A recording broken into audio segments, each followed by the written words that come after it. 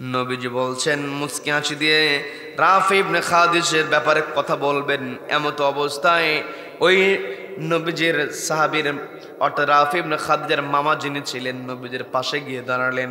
নবীজির পাশে গিয়ে দাঁড়িয়ে বলছেন, ইয়া রাসূলুল্লাহ, ইয়া হাবিবাল্লাহ, আপনি মুস্কি হাসি দিয়েছেন, আপনার কাছে মনে হতে পারে আমার ভাগিনা ছোট, আসলেই ছোট, আমার ভাগিনার বয়স কম, কিন্তু আমার ভাগিনা ভালো তীর নিক্ষেপ করতে পারে। শুনেছি আপনি উহুদের ময়দানে সাহাবীদেরকে নিয়ে যাবেন। বয়স অল্প হওয়ার কারণে আপনার কাছে আমার ভাগিনাকে ছোট মনে হতে পারে। আমার ভাগিনা আসলেই ছোট, কিন্তু আমার ভাগিনা এত সুন্দর করে তীর নিক্ষেপ করতে পারে। আপনি যদি আমার ভাগিনাকে অনুমতি দেন, আমার ভাগিনা যুদ্ধের ময়দানে গিয়ে কাফেরদেরকে তীর নিক্ষেপ করে ধরাশায়ী করবেন। আল্লাহু আকবার। সবাই একটু চিৎকার দেবেন আল্লাহু আকবার। নবীজি অনুমতি দিয়ে দিলেন। অনেক লম্বা কথা। রাফি ইবনে খাদিজ নবীজির কাছ থেকে অনুমতি পেয়েছেন, যুদ্ধের ময়দানে গিয়েছেন, কাফেরদের দিকে লক্ষ্য করে তিনি একের পর এক তীর নিক্ষেপ করছেন। তার তীরের আঘাত যেখানেই লাগে কাফেররা ধরাশায়ী হয়ে যায়। বলেন আল্লাহু আকবার। একটা পর্যায়ে কাফেরদের মধ্য থেকে একজন লক্ষ্য করে দেখলো রাফি ইবনে খাদিজ যে তীরগুলো নিক্ষেপ করে, এই তীরগুলো থেকে তো আমাদের অবস্থা খারাপ হয়ে যায়। কাজে রাফি ইবনে খাদিজ যে জায়গা থেকে তীর নিক্ষেপ করছে ওকে লক্ষ্য করে ওকে আগে খতম করতে হবে। বলেন নাউযু বিল্লাহ। কয়েকজন মিলে যখন রাফি ইবনে খাদিজের দিকে লক্ষ্য করে কয়েকজন কাফের মিলে যখন তীর নিক্ষেপ করছে, ছোট্ট মানুষ তীর ছুটে আসে, তীর থেকে নিজেকে রক্ষা করেন, আবার তীর নিক্ষেপ করেন। উপর্যুপরি কয়েকজন মিলে যখন ছোট্ট সাহাবীর দিকে তীর নিক্ষেপ করছেন, ওই ছোট্ট মানুষ তীর থেকে নিজেকে বাঁচান, আবার তীর নিক্ষেপ করেন। কিন্তু একটা পর্যায়ে ছোট্ট মানুষ তিনি আর শক্তিতে পারলেন না, দুর্বল হয়ে গেছেন। একটা পর্যায়ে কাফিরদের মধ্য থেকে ছুটে আসা তীর তিনি হেফাজত করতে পারলেন না নিজেকে। একটা তীর এসে তার বুকের পজরের মধ্যে যখন দেহের মধ্যে ঢুকে গিয়েছে, ছোট্ট মানুষ তীরের আঘাত পাওয়ার পর জমিনে তিনি পড়ে গেছেন, রক্তাক্ত হয়েছেন। আমি কি বানিয়ে বলছি নাকি? রক্তাক্ত হয়েছেন। নবীজির কান পর্যন্ত দুঃসংবাদটা পৌঁছে গিয়েছে, আমার ছোট্ট সাহাবী রাফি ইবনে খাদিজ তীরন্দাজ সাহাবী তীরবিদ্ধ হয়েছে। সবাই পড়ুন আউযু বিল্লাহি মিনাশ শাইতানির রাজীম।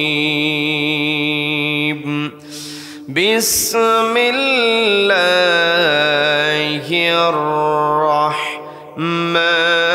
রাহমানির রাহিম।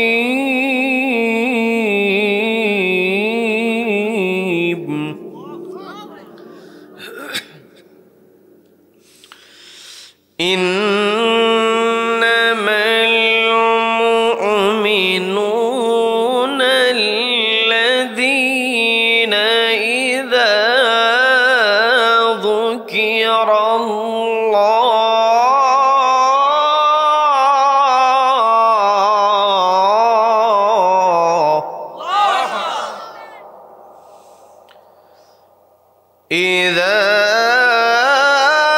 ذكر الله وجلت قلوبهم وإذا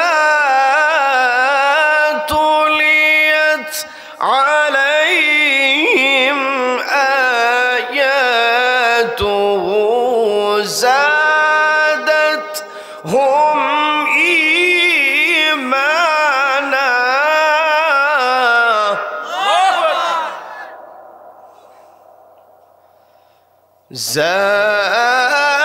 زادتهم إيمانا وعلى ربهم يتوكلون.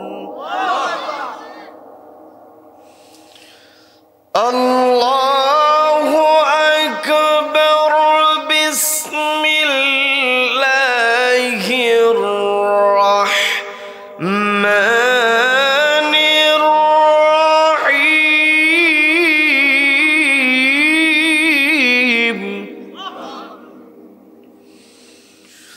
কুনতুম খায়রা উম্মাতিন উখরিজাত লিন-নাসি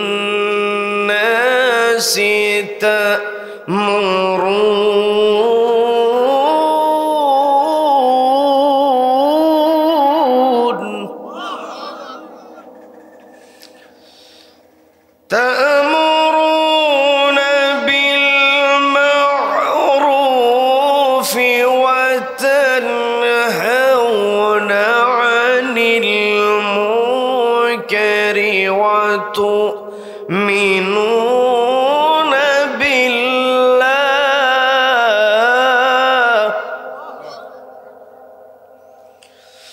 الله أكبر بسم الله الرحمن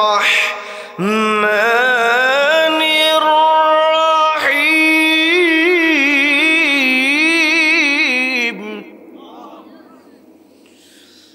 إن الله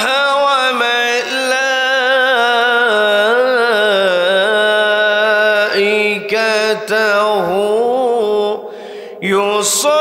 يصلون على النبي يا أيها الذين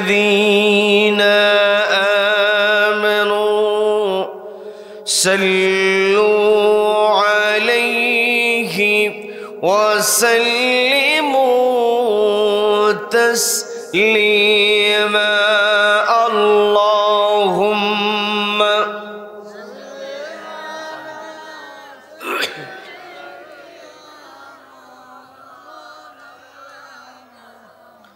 وعلى آله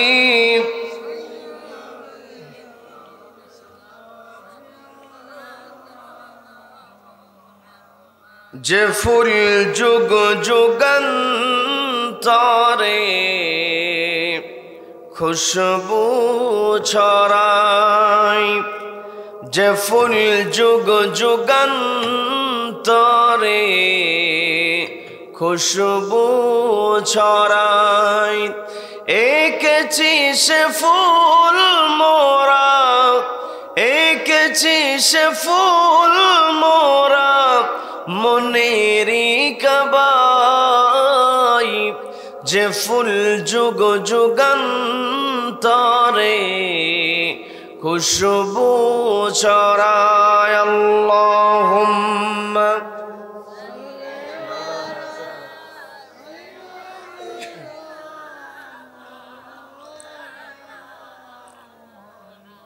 মাইকে বাইরে বেশি ভাষা হালকা কমায় দেন হালকা সব ঠিক আছে ভাষা বেশি কমাবে সামান্য সবাই পড়ুন বালাগাল উলা বিকামালিহি কাশাফাদ দুজা বিজামালিহি হাসনাত খিসালিহি সাল্লু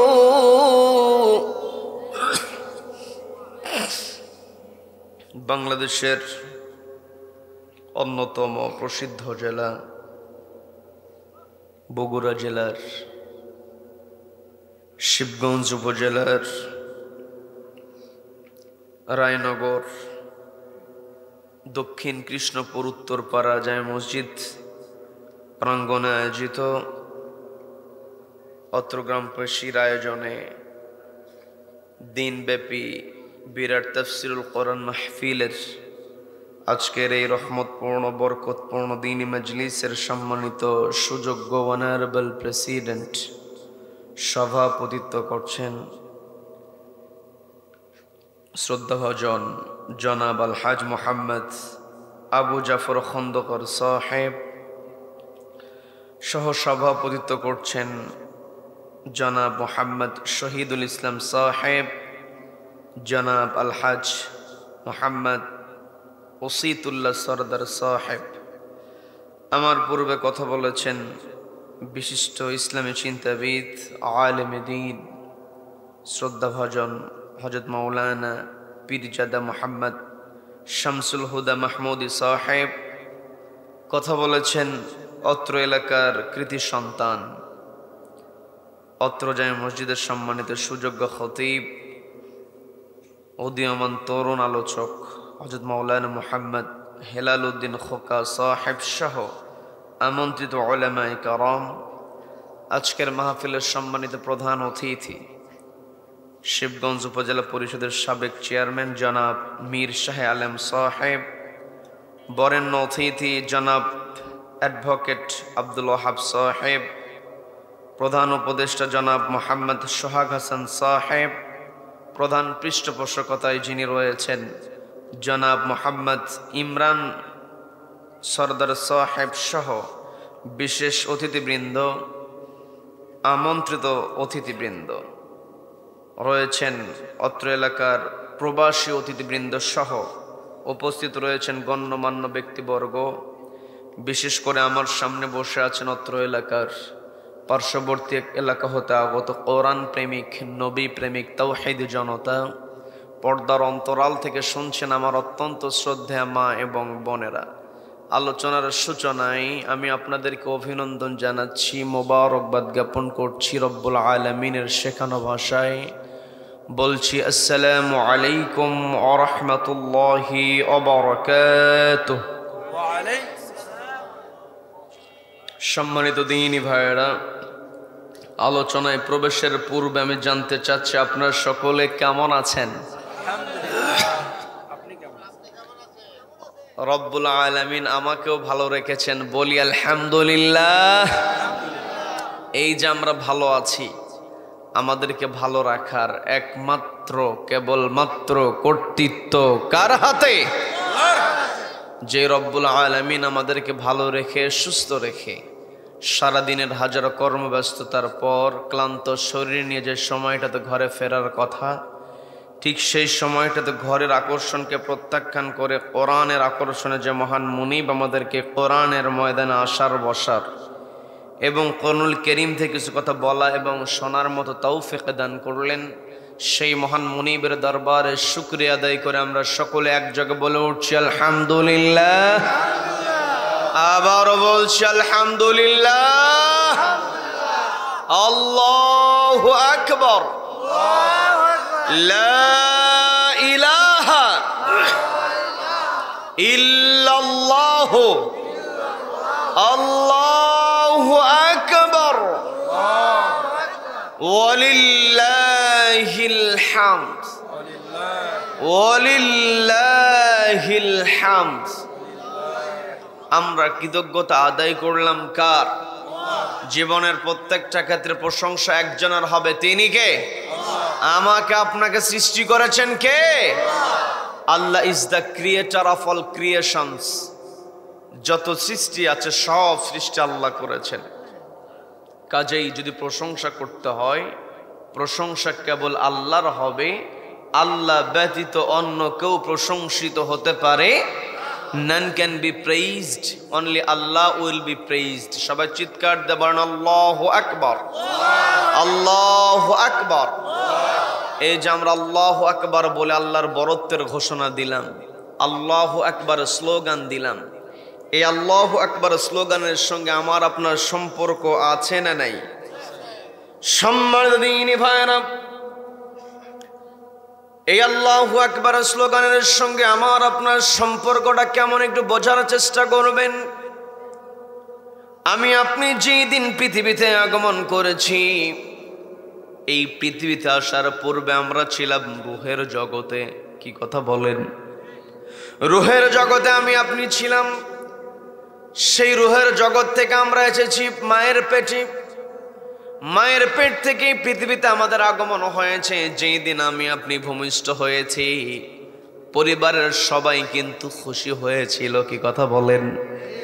যখন কোনো পরিবারে সন্তান আগমন করে, মায়ের পেট থেকে সন্তান পৃথিবীতে এসে যায়, পরিবারের সবাই খুশি হয়ে যায়, কারণ ওই ছোট্ট সন্তান হলো নতুন অতিথি। কি কথা বলেন? নতুন অতিথি হিসাবে যখন ওই ছোট্ট নবজাতক পৃথিবীতে আগমন করে, পরিবারের সবাই খুশি হয়ে যায়।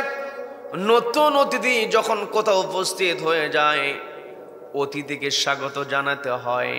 অতিথি যখন হাজির হবে, মেহমান যখন উপস্থিত হবে, মেহমানকে যদি স্বাগত না জানানো হয়, ওয়েলকাম না করা হয়, সংবর্ধনা না দেওয়া হয়, অতিথি মন খারাপ করে কি করে না?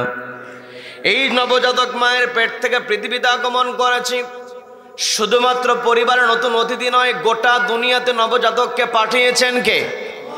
যখন কোন নবজাতক দুনিয়াতে আগমন করে, পৃথিবীতে আল্লাহ যখন তাকে পাঠান, আল্লাহর মেহমান হয়ে সে পৃথিবীতে আগমন করে।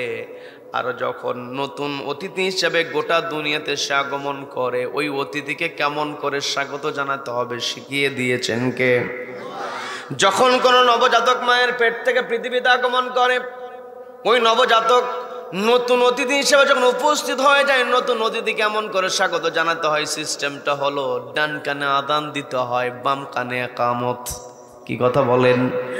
ডান কানে যখন আযান দেওয়া হয়, বাম কানে যখন ইকামতের বাক্যগুলো উচ্চারণ করা হয়, আযান এবং ইকামতের মধ্যে আল্লাহু আকবারের স্লোগান আছে না নাই? আছে। আল্লাহু আকবারের স্লোগান শোনানোর মাধ্যমে তাকে স্বাগত জানানো হয়। যতদিন পর্যন্ত ওই শিশু বেঁচে থাকবে, ততদিন পর্যন্ত তার মূল্য থাকবে।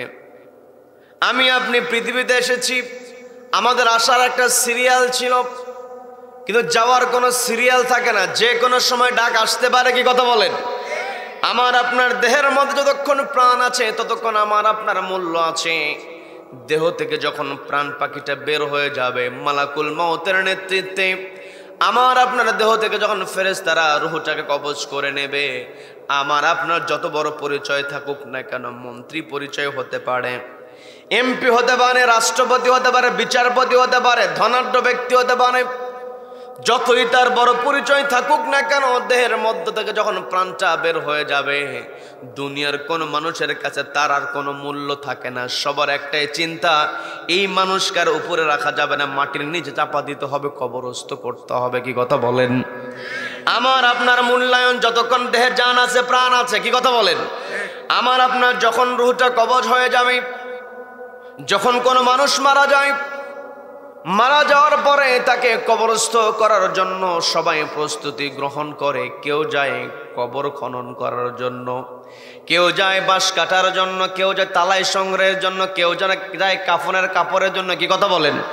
আবার কেউ যায় পানি গরম করার জন্য, বড়ই পাতা সংগ্রহ করে গোসল করানোর পরে তাকে কাফন পরানো হয়, গরু খনন হয়ে যায়। নির্ধারিত সময় যারা জীবিত মানুষ, শুভাকাঙ্ক্ষী যারা আছে, তারা হাজিরও হয়ে যায়। ওই কবরে নামানোর পূর্বে সকল মিলে লাশটাকে সামনে রেখে দিয়ে একটি দোয়ার নামাজ আদায় করে। সবাইকে বলতে হবে সে নামাজের নাম কি? একটু জোরে কষ্ট করে বলেন তো, নামাজের নাম কি? এই জানাজার নামাজের মধ্যে 4 বার আল্লাহু আকবার স্লোগান আছে না নাই? তার মানে আমি আপনি যেই দিন পৃথিবীতে আগমন করেছি, আমাকে আপনাকে ওয়েলকাম করা হয়েছে, আমাকে আপনাকে রিসিভ করা হয়েছে আল্লাহু আকবার স্লোগান দিয়ে। কি কথা বলেন? আবার আমি আপনি যেই দিন পৃথিবী ছেড়ে চলে যাব, আমাকে আপনাকে বিদায় দেওয়া হবে আল্লাহু আকবার স্লোগান দিয়ে। এর দ্বারা স্পষ্ট হয়ে যায়, যতদিন পর্যন্ত আমি আপনি পৃথিবীতে বেঁচে থাকবো, আমার আপনার একটাই স্লোগান হবে, নারায়ে তাকবীর, নারায়ে তাকবীর, আল্লাহু আকবার স্লোগানকে সামনে রেখে আমার আপনার জীবন যাপন করতে হবে। তবে আমি সফল হব।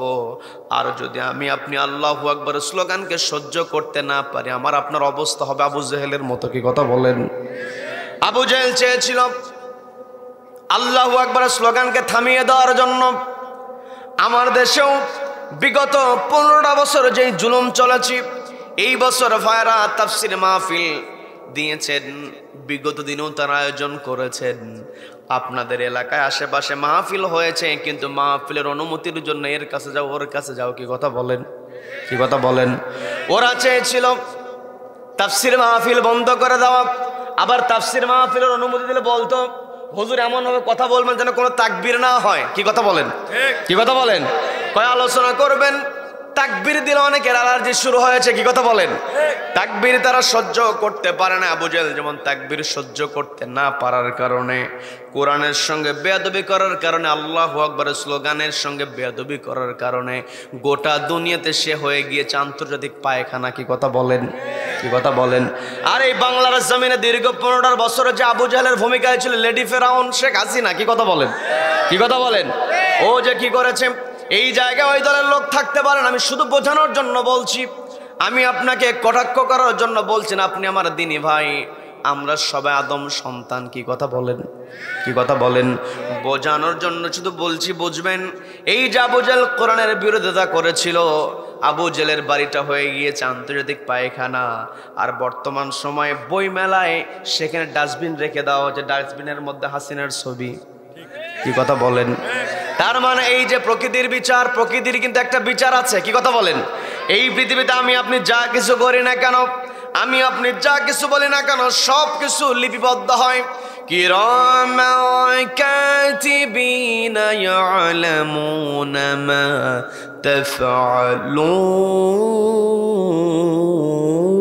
তাফআলুন। আল্লাহ রাব্বুল আলামিন বলেন, সম্মানিত লেখকদ্বয় তোমার কাদের উপর আছে, তারা সবকিছু লিপিবদ্ধ করছে, যা কিছু তুমি করছো সবকিছু লিখিত আকারে জমা থাকছে। শুধু তাই নয়, আমি আপনি কোথায় কি করছি সবকিছুর ভিডিও রেকর্ড হচ্ছে। বলেন আল্লাহু আকবার। পবিত্র কোরআনের 17 নম্বর সূরা, সূরা বানী ইসরাঈলের 13 নম্বর আয়াত আল্লাহ বলছেন, ওয়া কুল্লা ইনসানিন আলজামনাহু তায়রাহু ফি উনুকিহি ওয়া নুখরিজু লাহু ইয়াওমাল কিয়ামাতি কিতাবান ইয়ালকাহু মানশুরা।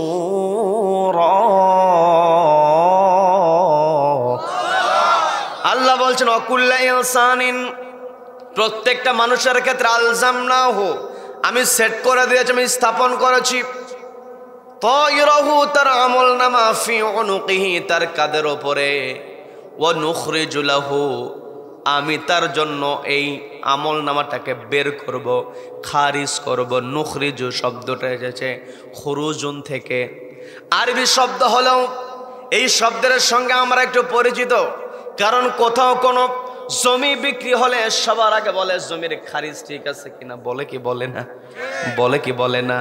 তার মানে জমির যে খারিজ শব্দ আমি আপনি ব্যবহার করি, এই শব্দ কিন্তু খুরুজুন থেকে, যেটাও আরবি শব্দ। আজকে আমি আপনি বাংলায় কথা বলছি, কিন্তু কিয়ামতের কঠিন ময়দানে যেদিন বিচার কায়েম হবে সেই দিন আরবি ভাষায় কথা বলতে হবে, কি কথা বলেন? আমি আপনি আরবি যদি বলতে না পারি, এই কোরআনের সঙ্গে যদি আমার আপনার সম্পর্ক থাকে, এই কোরআনের সঙ্গে সম্পর্ক থাকার কারণে ওই দিন আমার আপনার জন্য আরবি বলা সহজ হয়ে যাবে, কি কথা বলেন?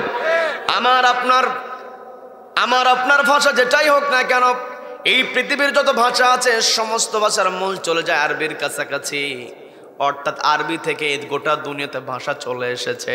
শুধুমাত্র আপনাদের পরিচিত যে শব্দ আছে, বলি কলম শব্দ, যে আমরা বলি লেখার জন্য কলম, আরবি শব্দ, কি কথা বলেন? এই যে টেবিলটা আছে, এখানে ইংরেজি শব্দ আমরা মনে করি, কিন্তু টেবিলের আরবি হচ্ছে তবিলাতুন, মানে টেবিল। যে ভাষাই হোক না কেন, সেই ভাষায় আছে আরবি থেকে। বলেন আল্লাহু আকবার।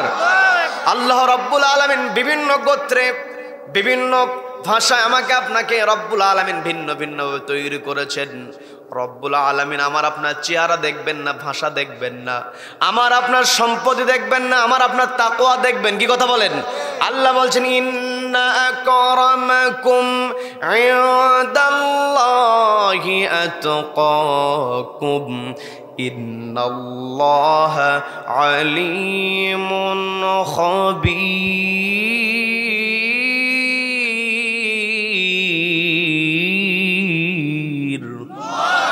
আল্লাহ রাব্বুল আলামিন বলছেন, আমার বান্দারা তোমরা শোনো, ইন্না আকরামাকুম, তোমাদের মধ্যে আমার কাছে তারাই সম্মানিত, আকরামাকুম, তোমাদের মধ্যে তারাই সম্মানিত, আতকাকুম, যাদের অন্তরে আমার ভয় যত বেশি।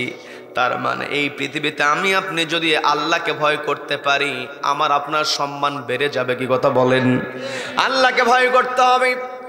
আমার আপনার কাদের উপরে যে আল্লাহ মেমোরি কার্ড সেট করে দিয়েছেন, তায়রাহু, আমি আপনি আজকে বিজ্ঞানের যুগে যদি একটা অর্থ করতে চাই, তাহলে আমল নামায়ের অর্থটা চলে আসবে মেমোরি কার্ড। ছোট্ট একটা মাইক্রোচিপের মধ্যে দোকানের সামনে রেখে দেওয়া হয়েছে সিসি ক্যামেরা। গোটা মাসের ভিডিও, দোকানের সামনে কি ঘটেছে না ঘটেছে সব কিছুর রেকর্ড আছে না নেই। ছোট্ট একটা মেমোরি আমার আপনার কাদের উপর আল্লাহ মেমোরি সেট করে দিয়েছেন। আল্লাহ স্পষ্ট বলছেন, বিজ্ঞান যত উন্নত হবে আমার আপনার জন্য কোরআন বোঝা তত সহজ হবে। আল্লাহু আকবার। আমি বানিয়ে বলছি না, পবিত্র কোরআনের 17 নম্বর সূরা, সূরা বনী ইসরাঈলের 13 নম্বর আয়াত আল্লাহ স্পষ্ট বলছেন, ওয়ানুখরিজু লাহু, এই মেমোরিটা আমি বের করব তার কাদের মধ্য থেকে ইয়াউমাল কিয়ামা, কিয়ামতের কঠিন ময়দানে। আবার আল্লাহ রাব্বুল আলামিন 14 নম্বর আয়াত আল্লাহ বলছেন, ইকরা কিতাবাক, এই যে আমার আপনার কাদের উপরে সম্মানিত ফেরেশতা দয় আমার আপনার আমল নামা লিখছে, ওই আমল নামাগুলো আমার আপনার সামনে দিয়ে দেওয়া হবে। দেওয়ার পরে বলা হবে, তোমার আমল নামা তুমি নিজেই পাঠ করো। কাফা বিনাফসিকাল ইয়াউমা আলাইকা হাসিবা, তোমার হিসাব নেওয়ার জন্য তুমি যথেষ্ট। বলেন আল্লাহু আকবার। তার মানে আমার আপনার এমন আমল নামাটা এমন করতে হবে, আল্লাহকে ভয় করতে হবে। যার অন্তর আল্লাহর ভয় আছে সে সবসময় আল্লাহু আকবার স্লোগানকে সামনে নিয়ে চলবে। কি কথা বলেন? এই পৃথিবীতে শয়তান সব সময় অহংকারের মাধ্যমে মানুষকে বিপদের দিকে নিয়ে যায়, বিপথে নিয়ে যায়, অন্যায়ের দিকে নিয়ে যায় অহংকারের মাধ্যমে। অহংকার করাটা হলো শয়তানের স্বভাব। কি কথা বলেন? যখন কোনো মানুষের অর্থ হয়ে যায়, যখন কোনো মানুষের ক্ষমতা এসে যায়, শয়তান তার ভিতর অহংকার ঢুকাইয়া দেয়। কি কথা বলেন? দেখবেন আমার আপনার সমাজের মধ্যে দেখা যায় একটা সময় কিছুই ছিল না, অর্থ হওয়ার পরে একেবারে চেহারা পাল্টে যায়, আগে যেমন ছিল তার চেয়ে উল্টা হয়ে যায়। কি কথা বলেন? এই জন্য আমাকে আপনাকে সবসময় বুঝতে হবে, অহংকার ভিতরে রাখা যাবে না। ভয় করতে হবে কাকে? সবাইকে বলতে ভয় করতে হবে কাকে? আল্লাহ রাব্বুল আলামিন চাইলে যে কোনো মুহূর্তের মধ্যে আমাকে আপনাকে নাস্তানাবুদ করে দিতে পারেন, যে কোনো মুহূর্তে। আল্লাহর কোনো সময় নেওয়া লাগে না। এই যে আমি আপনি এখানে বসে আছি, আমার কথায় কি বিরক্ত হচ্ছেন নাকি? বিরক্ত হচ্ছেন? এই যে আমি আপনি এখানে বসে আছি, আমার আপনার শ্বাস প্রশ্বাস চলছে।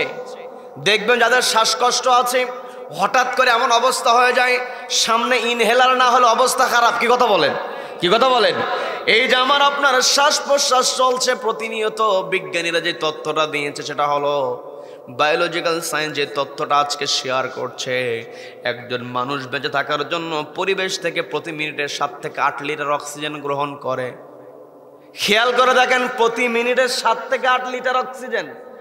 যদি 24 ঘন্টা হিসাব করি তাহলে 10,000 থেকে 11,500 লিটার অক্সিজেন প্রতিনিয়ত আমি আপনি পরিবেশ থেকে গ্রহণ করছি।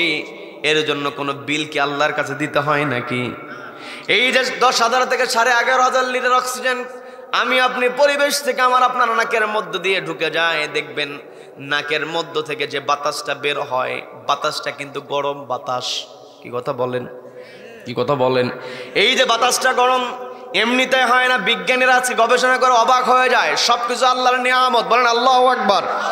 এই যে 10,000 থেকে 11,500 লিটার অক্সিজেন আমার আপনার দেহের মধ্যে ঢুকে যায়, পুরো পুরো অক্সিজেন যদি আমার আপনার দেহের মধ্যে ঢুকে যায়, 10,000 থেকে 11,500 লিটার অক্সিজেন আমার আপনার দেহের মধ্যে ঢুকে গেলে আমি আপনি আবার অসুস্থ হয়ে যাব। যার কারণে আল্লাহ রাব্বুল আলামিন আমার আপনার রেসপিরেটরি সিস্টেমের মধ্যে, শ্বাস যন্ত্রের মধ্যে এমন একটা মেকানিজম রেখে দিয়েছেন, 10,000 থেকে 11,500 লিটার অক্সিজেন থেকে মাত্র 500 লিটার অক্সিজেন সাকনির আকারে আমার আপনার দেহের মধ্যে, রক্তের মধ্যে ঢুকে যায়। বলেন আল্লাহু আকবার। অক্সিজেন ঢোকে, কার্বন ডাই অক্সাইড আকারে বের হয়ে যায়, গরম হয়ে যায়। আমি বিস্তারিত সেই দিকে যাব না। এই যে প্রত্যেক দিন আমি আপনি এত পরিমাণ অক্সিজেন গ্রহণ করছি মায়ের পেট থেকে, পৃথিবীতে পরের দিন থেকে আমাকে আপনাকে অক্সিজেন গ্রহণ করতে হচ্ছে। এখানে বিভিন্ন বয়সী মানুষ বসে আছেন, আমার মুরব্বীরা বসে আছেন, দাড়ি পাকা মুরব্বীরা বসে আছেন, ইয়ং ভাইয়েরা বসে আছেন, ছোট্ট মাসুম বাচ্চারাও পর্যন্ত বসে আছে। যার যেমন বয়স হোক না কেন, শুধুমাত্র যদি বলা হয় মায়ের পেট থেকে না আজকে পর্যন্ত কত লিটার অক্সিজেন তুমি ব্যবহার করেছো, এর হিসাব দাও। কেউ হিসাব দিতে পারবো নাকি? তার মানে আমার আপনার টাকা আছে, পয়সা আছে। করোনার মধ্যে আমরা দেখেছি যেই সিলিন্ডারের দাম 5 থেকে 7,000, সেই সিলিন্ডারের দাম হচ্ছে 1.5 লক্ষ 2 লক্ষ টাকা। কি কথা বলেন? তার মানে বিপদে পড়লে বোঝা যায় মানুষের যে দুর্বলতা, যত বড় সুঠামদের মানুষ হোক না কেন, বাড়ির অনুষ্ঠানে গিয়েছে, ভালো খাবার খেয়েছে, যদি হজম ঠিক মতো না হয়, যদি বারবার যদি বাথরুমে যাইতে হয়, আসতে হয়, একটা পর্যায়ে শরীর শেষ। কি কথা বলেন, কি কথা বলেন?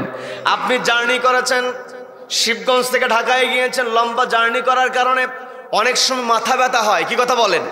প্রচন্ড মাথা ব্যথা যখন হয়, মনে হয় দুনিয়ার সব কিছু নিয়ে নেক, মাথা ব্যথা তাও সেরে যাক। কি কথা বলেন? এই যে আমি আপনি কিসের অহংকার করব? অহংকার মুক্ত জীবন যাপন করতে হবে।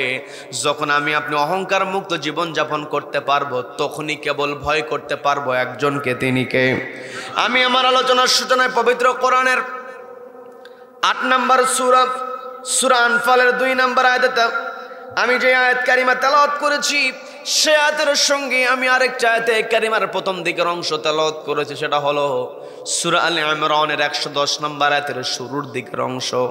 এই দুইটা আয়াতকে সামনে রেখে আমি আল্লাহর ভয় নিয়ে কিছু কথা বলবো। আপনার বিরক্ত হবেন নাকি? বিরক্ত হবেন? আল্লাহ রাব্বুল আলামিন মুমিন বান্দার পরিচয় দিয়ে বলছেন, ইন্নামাল মুমিনুনা আল্লাযীনা ইযা যুকিরাল্লাহু ওয়াজিলাত قلوبهم وإذا تليت عليهم آياته زادتهم إيمانا وعلى ربهم يتوكلون।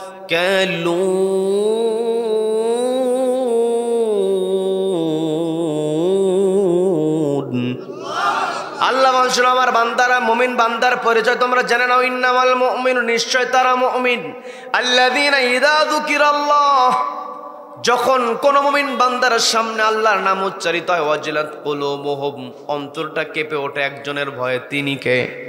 তার মানে আমি আপনি যদি মুমিন বান্দা হিসেবে নিজেকে পরিচয় দিতে চাই, 1 নম্বর শর্ত হবে ভয় করব কাকে? 2 নম্বর শর্ত, ওয়াইদা তুলিয়াত আলাইহিম আয়াতুহু যাদাতুহুম ঈমানা, ঈমানদার বান্দার সামনে যখন কোরআন থেকে তেলাওয়াত করা হবে, যাদাতুহুম ঈমানা, ঈমানটা বৃদ্ধি পেয়ে যাবে। বলেন না সুবহানাল্লাহ? তার মানে ঈমানদার বান্দার 2 নম্বর বৈশিষ্ট্য, ঈমানদার বান্দা কোরআন তেলাওয়াত শুনলে ঈমান বেড়ে যায়। বলেন আল্লাহু আকবার। যখন কোন বান্দার ঈমান বেড়ে যায়, ওয়া আলা রাব্বিহিম ইয়াতাওয়াক্কালুন।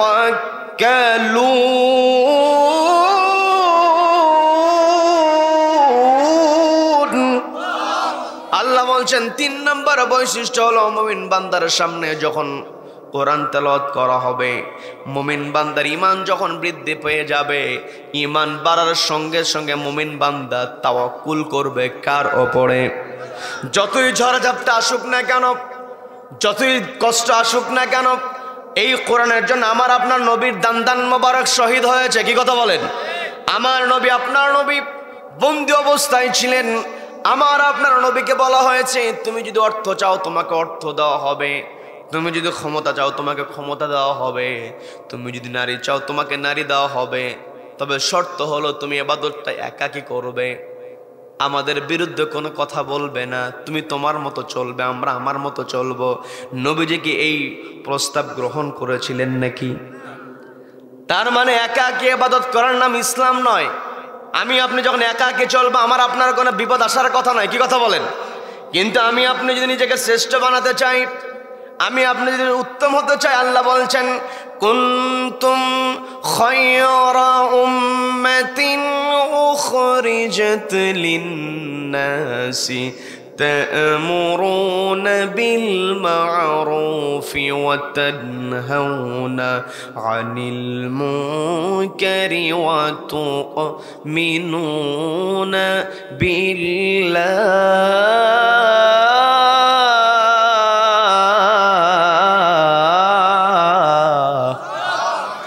আল্লাহ বলছেন, আমার বান্দারা, কুনতুম খায়রা উম্মাহ, তোমরা উত্তম জাতি হতে পারবে, উখরিজাত লিন-নাস, তোমাদেরকে বের করা হয়েছে মানুষের জন্য। তার মানে আমি আপনি যদি উত্তম হতে চাই, মানুষের জন্য কাজ করতে হবে। কি কথা বলেন? আমি উত্তম হতে চাই, অবশ্যই মানুষের জন্য কাজ করতে হবে। আমি বানিয়ে বলছি না, পবিত্র কোরআনের 3 নম্বর সূরা, সূরার নাম্বার 3, আয়াত নাম্বার 110, আল্লাহ স্পষ্ট বলছেন উখরিজাত লিন্নাস, তোমাদেরকে বের করা হয়েছে মানুষের জন্য। আর মানুষের জন্য যখন আমি আপনি কাজ করতে যাব, তা'মুরুনা বিল মা'রুফ, সৎ কাজের আদেশ দিতে হবে, ওয়া তানহাউনা আনিল মুনকার, অসৎ কাজে বাধা প্রদান করতে হবে, ওয়া তু'মিনুনা বিল্লাহি, ঈমান আনতে হবে কার ওপরে? যখন আমি আপনি আল্লাহর প্রতি ঈমান আনবো, আল্লাহর উপর তাওয়াক্কুল করবো, আমার দ্বারা সৎ কাজের আদেশ দেওয়া সম্ভব হবে। কি কথা বলেন? আমি যদি একমাত্র আল্লাহকে ভয় করি, আমি আপনি যখন একমাত্র আল্লাহকে ভয় করব, দুনিয়ার কোনো বাধা আমাকে আপনাকে সৎ কাজের আদেশ দিতে বাধা প্রদান করতে পারবে না, থামায় রাখতে পারবে না। আমি যখন আল্লাহর উপর তাওয়াক্কুল করব, আপনি যখন আল্লাহর উপর তাওয়াক্কুল করে ওয়া তানহাউনা আনিল মুনকার, অসৎ কাজে বাধা প্রদান করবেন। যত অসৎ কাজে যেই ব্যক্তি খারাপ কাজ করবে, সে যত বড় ক্ষমতাধর হোক না কেন, আমি আপনি যদি একমাত্র আল্লাহকে ভয় করি, আল্লাহর উপর তাওয়াক্কুল করি, ওই অপরাধীর ক্ষমতাকে আমি আপনি ভয় করব না। অবশ্যই অপরাধের বিরুদ্ধে কথা বলবো। কি কথা বলেন? যত ষড়যন্ত্রই হোক না কেন, ষড়যন্ত্র করে কখনো কোরআনকে থামানো যায় না। কি কথা বলেন?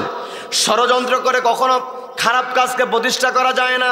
হয়তো সাময়িকের জন্য জোর করে খারাপ কাজ চাপিয়ে দেওয়া যায়, কিন্তু একটা সময় জোর আর কতক্ষণ চালায় জানা যায়। কি কথা বলেন? কি কথা বলেন? জোর করে আপনি কতক্ষণ চাপতে থাকবেন, একটা সময় আপনার জোর শেষ হয়ে যাবে। কি কথা বলেন? কি কথা বলেন? এই দেশে আমরা কত জোর দেখেছি। কি কথা বলেন? প্রত্যেকটা জায়গায় জোর খাটানোর জন্য নিজের পছন্দের লোক। আমরা বগুড়ার মানুষ, যদি চাকরির প্রমোশনের ক্ষেত্রে দেখেছে বাড়ি কোথায়, বলে বগুড়া, তাহলে কোনো প্রমোশন নেই। কি কথা বলেন? কি কথা বলেন? আবার প্রমোশন দিতে হলে 14 গোষ্ঠীর হিসাব, কে কি করে। কি কথা বলেন? নিজের পছন্দের লোককে বেছে বেছে গুরুত্বপূর্ণ জায়গায় বসায় রেখেছিল, কিন্তু ওয়াতানজিউল মুলক, ক্ষমতা কেড়ে নিয়েছেন কে? সবাইকে বলতে হবে কেড়ে নিয়েছেন কে? তার মানে আমার আপনার এটাই খেয়াল করতে হবে, সকল ক্ষমতা, সকল শক্তির উৎস একজন, তিনি কে? আল্লাহর সামনে কোনো কিছুই কুলায় না। আমার পূর্বে শ্রদ্ধাভাজন মাওলানা শামসুল হুদা মাহমুদি ভাই, তিনি বলেছেন, ফেরাউনকে আল্লাহ পানিতে চুবাইয়া মেরেছেন, নমরুদকে মশা দিয়ে বিদায় করেছেন, আব্রাহাকে হস্তি বাহিনীতে নাস্তানাবুদ করেছেন। আবু জেহেল, সে তো নেতা শুধু নয়, নেতাদেরও নেতা। কি কথা বলেন? বড় বড় নেতাদেরও নেতা ছিল আবু জেহেল, আর নেতাকে সাইজ করা হয়েছে বালক দুইজন মাআজ এবং মুআওয়াজের দ্বারা। কি কথা বলেন? আবার আমার দেশে প্রোফাইল ঘেটে ঘেটে প্রশাসনে নিজের পক্ষের লোক বসায় রেখেছিল, কিন্তু শেষ পর্যন্ত পালাতে বাধ্য হয়েছে। কি কথা বলেন? এই পালানোর জন্য কিন্তু আল্লাহ বড় কোনো দলকে সামনের কাতারে দেন নাই। আল্লাহ কিন্তু কোনো অস্ত্রদানে কোনো ইউনিটকে সামনের কাতারে দেন নাই। নিরস্ত্র ছাত্র জনতাকে আল্লাহ এমন করে সামনের কাতারে দিলেন, ওই লেডি ফেরাউন পালাতে বাধ্য হয়েছে। কাজে ইতিহাস থেকে শিক্ষা নিতে হবে, যে যত বড় ক্ষমতাধর হোক না কেন, এই পৃথিবীতে অন্যায় করে জোর করে কখনো টিকে থাকা যায় না। জোর করলে একটা সময় শক্তি শেষ হয়ে যায়, চাপাচাপি করে কোনো লাভ নাই, চাপ এক সময় কমে যায়। কি কথা বলেন? আজকে তাফসিরুল কোরআন হেডলাইন দেওয়া হয়েছে, বাংলাদেশে যদি বলা হয় তাফসিরের সম্রাটকে, এক বাক্যে এক শব্দ যার নামটা চলে আসে, শহীদ আল্লামা হোসেন সাইদুর রহমাতুল্লাহ আলাইহি। কি কথা বলেন? তিনি যখন কথা বলেছেন, তার কথার মধ্যে একটাই স্লোগান ছিল, তার কথার মধ্যে নারে তাকবীর, আল্লাহু আকবার। আল্লাহর বরদ থেকে সামনে রেখে তা'মুরুনা বিল মা'রুফ, সৎ কাজের আদেশ দাও, ওয়া তানহাউনা আনিল মুনকার, অসৎ কাজে বাধা প্রদান করো। এটাই হলো মুমিনের দায়িত্ব। কি কথা বলেন? একাকী ইবাদত করে পার পাওয়ার জন্য যদি ইসলাম আসতো, তাহলে নবীজিকে রাতের আধারে মক্কা থেকে মদিনায় হিজরত করতে হতো না। কি কথা বলেন? ইমাম হুসাইন রাদিয়াল্লাহু তাআলা আনহু, কারবালার প্রান্তে তাকে ঘেরাও করা হয়েছে। আপনারা ঘটনা জানেন, বিস্তারিত ঘটনা আমি বলবো না। আবু জেহেলের চেলা চামুন্ডা এসে বলছে, ইমাম হোসাইনকে প্রস্তাব দিয়েছে, তুমি পৃথিবীর যেখানেই থাকো তোমাকে সুবিধা দেওয়া হবে, তুমি একাকী ইবাদত করো, তুমি যা চাও সব দেওয়া হবে, তবে শর্ত হলো ইয়েজিদের বিরুদ্ধে কোনো কথা বলা যাবে না। ইমাম হোসাইন বলেছেন, আমার দেহে যতক্ষণ প্রাণ আছে আমি অন্যের বিরুদ্ধে কথা বলবো, এটার নামই হচ্ছে ঈমান। কি কথা বলেন? আমি আপনি খুতবার মধ্যে প্রত্যেক জুমায় ইমাম সাহেব পাঠ করেন, ওয়া সাইয়্যিদুশ শাবাবি আহলিল জান্নাহ আল হাসান ওয়াল হুসাইন রাদিয়াল্লাহু আনহুম। নাম আছে না নাই? এমনিতেই নাম আসে না। ইমাম হোসেন রাদিয়াল্লাহু তাআলা আনহু অন্যের সঙ্গে কোনো প্রকার আপোষ করেন নাই, নিজের মাথা দিয়েছেন। আজও পৃথিবীতে যারা ইমাম হোসাইনকে অনুসরণ করে অন্যের বিরুদ্ধে কথা বলবে, তারা হাসতে হাসতে ফাঁসির রশি গলার মধ্যে তারা ঝুলায় নেবে, তবুও তারা অন্যের সঙ্গে আপোষ করবে না। কথা বলেন ঠিক কিনা? খুবাইব রাদিয়াল্লাহু তাআলা আনহু তিনি হাসতে হাসতে ফাঁসির মঞ্চের দিকে এগিয়ে গিয়েছেন। সাঈদ ইবনে আমর আল জুমাহি রাদিয়াল্লাহু তাআলা তিনি বলছেন, খুবাইবকে ফাঁসির মঞ্চের দিকে নিয়ে যাওয়া হচ্ছে। বিরক্ত হচ্ছেন আমার কথায়? একটু পর তাকে মেরে ফেলা হবে। আমি তখন ইসলাম কবুল করি নাই, দূর থেকে আমি লক্ষ্য করছিলাম একজন মানুষকে কিছুক্ষণ পর মেরে ফেলা হবে। এই মানুষটা ফাঁসির রশির দিকে এগিয়ে যায়, শুলের দিকে এগিয়ে যায়, অথচ চেহারার মধ্যে কোনো কষ্টের ছাপ নাই, বরং চেহারার মধ্যে হাসির ঝিলিক। বলেন আল্লাহু আকবার। কারণ ইমানদার যারা হয় দুনিয়ার কষ্টকে তারা কিছুই মনে করে না। আমাদের কোরআনের পাখি বলেছিলেন, তোমাদের ফাঁসির যে রশি, ওই রশির মূল্য আমাদের জুতার ফিতার চেয়েও কম। কি কথা বলেন? আমাদের কোরআনের পাখির শেষ দৃশ্য আমরা দেখেছি। আমার কথায় বিরক্ত হচ্ছেন? বগুড়ার মানুষের সঙ্গে আল্লামা আব্দুল হোসেন সাইদুর রহমাতুল্লাহ আলাইহির স্মৃতি রয়েছে। তিনি দীর্ঘ বগুড়াতে তিনি শাহ সুলতান কলেজের বিপরীতে যেটা সুলতানগঞ্জ হাই স্কুল মাঠ, সেখানে তিনি আলোচনা করেছেন। সেন্ট্রাল মাঠে তিনি আলোচনা করেছেন। দীর্ঘদিন দারুস সুফা ট্রাস্টের অধীনে তিনি আলোচনা করেছেন। এখানে মুরব্বী যারা আছেন তারা বুঝতে পারবেন, 70-এর দশকেও এসেছেন, যারা মুরব্বী আছেন তারাও জানবেন। আল্লামা সাইদ তখন এমপি হন নাই, অত পরিচিত না। বগুড়া জেলা স্কুলের মাঠে আলতাফুন্নেসা খেলার মাঠে তিনি এসেছেন। এগুলো ইতিহাস। কি কথা বলেন? কি কথা বলেন?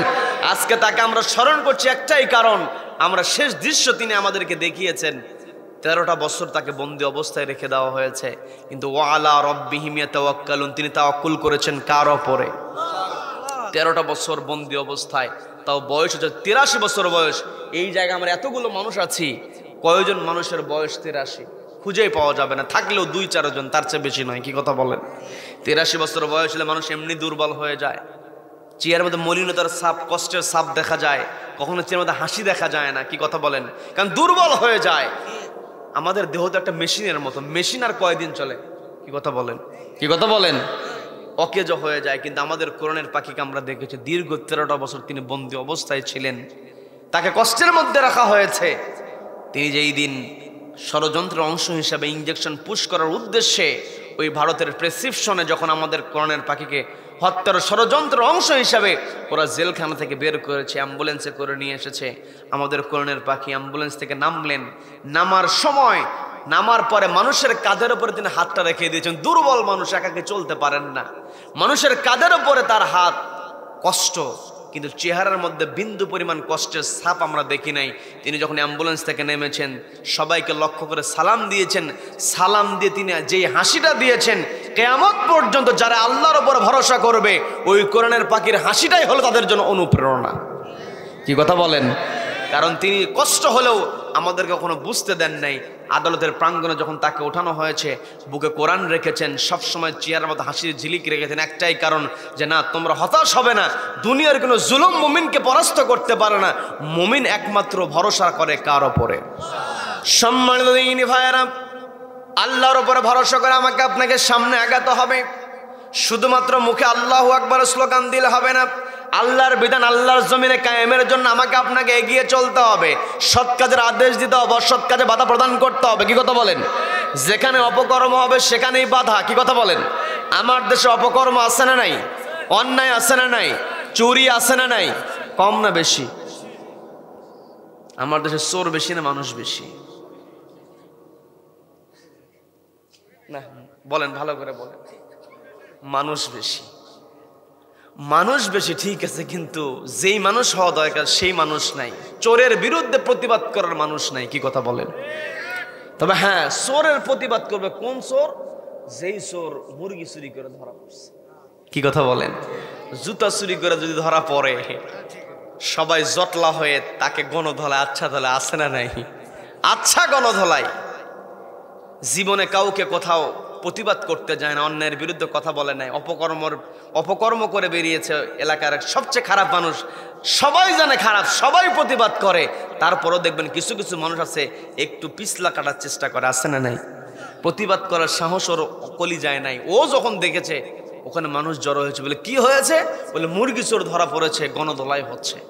চিন্তা করছে সারা জীবনতে কাউকে মারতে পারি না, ওই কলিজা তো আমার নাই, যেহেতু চোরকে মারতেছে আজকে অন্তত দুইটা থাপ্পড় আমিও মারি, সে এসে থাপ্পড় মারে। কি কথা বলেন, কি কথা বলেন?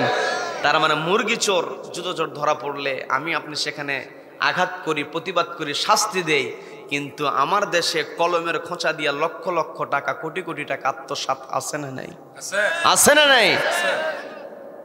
আমি আপনি যতই মানব রচিত বিধান দিয়ে অপকর্ম দূর করার চেষ্টা করি না কেন, কখনোই সম্ভব নয়।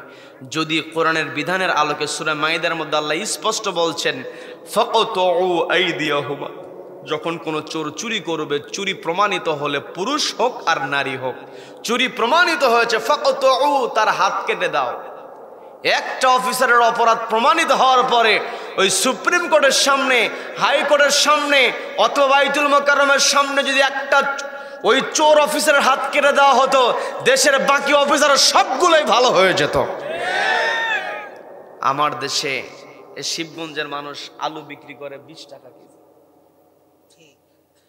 20 টাকা কেজি আলু, ঢাকায় কিনতে গেলে 120 টাকা। কি কথা বলেন? এমনও হয় দাম দেয় না। এই মহস্থানে এমনও হয়েছে, এখন বর্তমানে হয় কিনা জানি না, রাস্তা অবরোধ করে আলুর বস্তা ঢালাই দেয়। কি মুরব্বি ঠিক আছে না? কারণ দাম দেয় না। দাম যখন কম হয়, একেবারে কম, কৃষক শেষ। দাম যখন বেশি হয়, উপরে পায়, মাঝখানে কৃষক পায় না। কি কথা বলেন? 20 টাকার আলু শিবগঞ্জ মহস্থান হাটে বিক্রি হয়েছে 20 টাকা কেজি দরে, কারণ বাজারে গেলে 120 টাকা। এই যে মাঝখানে 100 টাকা যে ঢুকে গেল, এই 100 টাকা যারা ঢুকিয়েছে তারা ভালো না খারাপ? সবাইকে বলতে ভালো না খারাপ? খারাপ। এরা হচ্ছে সমাজের মধ্যে ফাসাদ তৈরিকারী, বিশৃঙ্খলা পয়দাকারী। কি কথা বলেন? যারা সমাজে বিশৃঙ্খলা করবে, মরে মরে চাঁদা নিয়ে নেয়। কি কথা বলেন? কি কথা বলেন? মরে মরে যারা চাঁদাবাজি করে, এরা হচ্ছে ফাসাদ তৈরিকারী। যারা সন্ত্রাসী করবে, মানুষের উপর জুলুম করবে, মানুষের জীবনে বিপর্যয় নিয়ে আসবে, আল্লাহ স্পষ্ট বলছেন যারা পৃথিবীতে ফাসাদ তৈরি করবে। সূরা মাইদার মধ্যে আল্লাহ স্পষ্ট বললেন, যখন কোনো সন্ত্রাসী, কোনো চাঁদাবাজ, কোনো ডাকাত মানুষের উপর জুলুম করবে, ওই ডাকাতের, ওই সন্ত্রাসের, ওই চাঁদাবাজের এক হাত এক পা কেটে দাও। ডান হাত কেটে দিলে বাম পা, ডান পা কেটে দিলে বাম হাত। একটা চাঁদাবাজ, একটা সন্ত্রাস, একটা ডাকাতের হাত পা যদি বাইতুল মোকাররমের সামনে অথবা সুপ্রিম কোর্টের সামনে কেটে দেওয়া হতো, দেশের বাকি চাঁদাবাজগুলো আল্লাহওয়ালা হয়ে যেত। কি কথা বলেন? এই কথাগুলো বললেই হুজুরেরা খারাপ। কি কথা বলেন?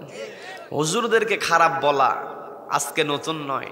এই পৃথিবীর সর্বশ্রেষ্ঠ মহামানব যিনি রাহমাতুল্লিল আলামিন সাইয়্যিদুনা নবী করিম সাল্লাল্লাহু আলাইহি ওয়াসাল্লাম, যেই নবীর চরিত্রে বিন্দু পরিমাণ কলঙ্কের দাগ নাই, যেই নবীর ব্যাপারে ওই কাফেররা আল আমিনা সাদিক উপাধি দিয়েছে, ওই নবীকেও পর্যন্ত কোরআনের কথা বলার কারণে, হক কথা বলার কারণে নবীজিকে পাগল জাদুঘর বলেছিল। কি কথা বলেন? তার মানে গালিগালাজ দিয়ে কোনো কাজ হবে না। আমরা পরোয়া দুনিয়ার কাউকে করি না, আমরা একমাত্র ভরসা করি, ভয় করি কাকে? সম্মানিত দিনী ভাইরা, আল্লাহকে ভয় করে আমার আপনার লক্ষ্য হলো আল্লাহর জমিনে এই যে আল্লাহ রাব্বুল আলামিন আমাকে আপনাকে পৃথিবীতে পাঠিয়েছেন, এত নিয়ামত আল্লাহ আমাকে আপনাকে দিয়েছেন।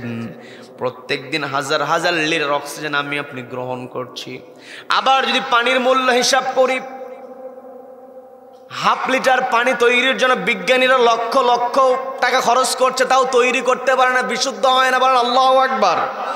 আর আমি আপনি মাত্র 60 ফুট 40 ফুট, আমি আপনি 90 ফুট পাইপ বসায় পাম্প করছি, পানি চলে আসছে। বলেন আল্লাহু আকবার। এই যে রব্বুল আলামিন আমাকে আপনাকে এত কিছু দিয়েছেন, এর কারণ আছে না নাই? আল্লাহ বলছেন, ওমা খলাকতুল জিন্না ওয়াল ইনসা ইল্লা লিয়াবুদুন।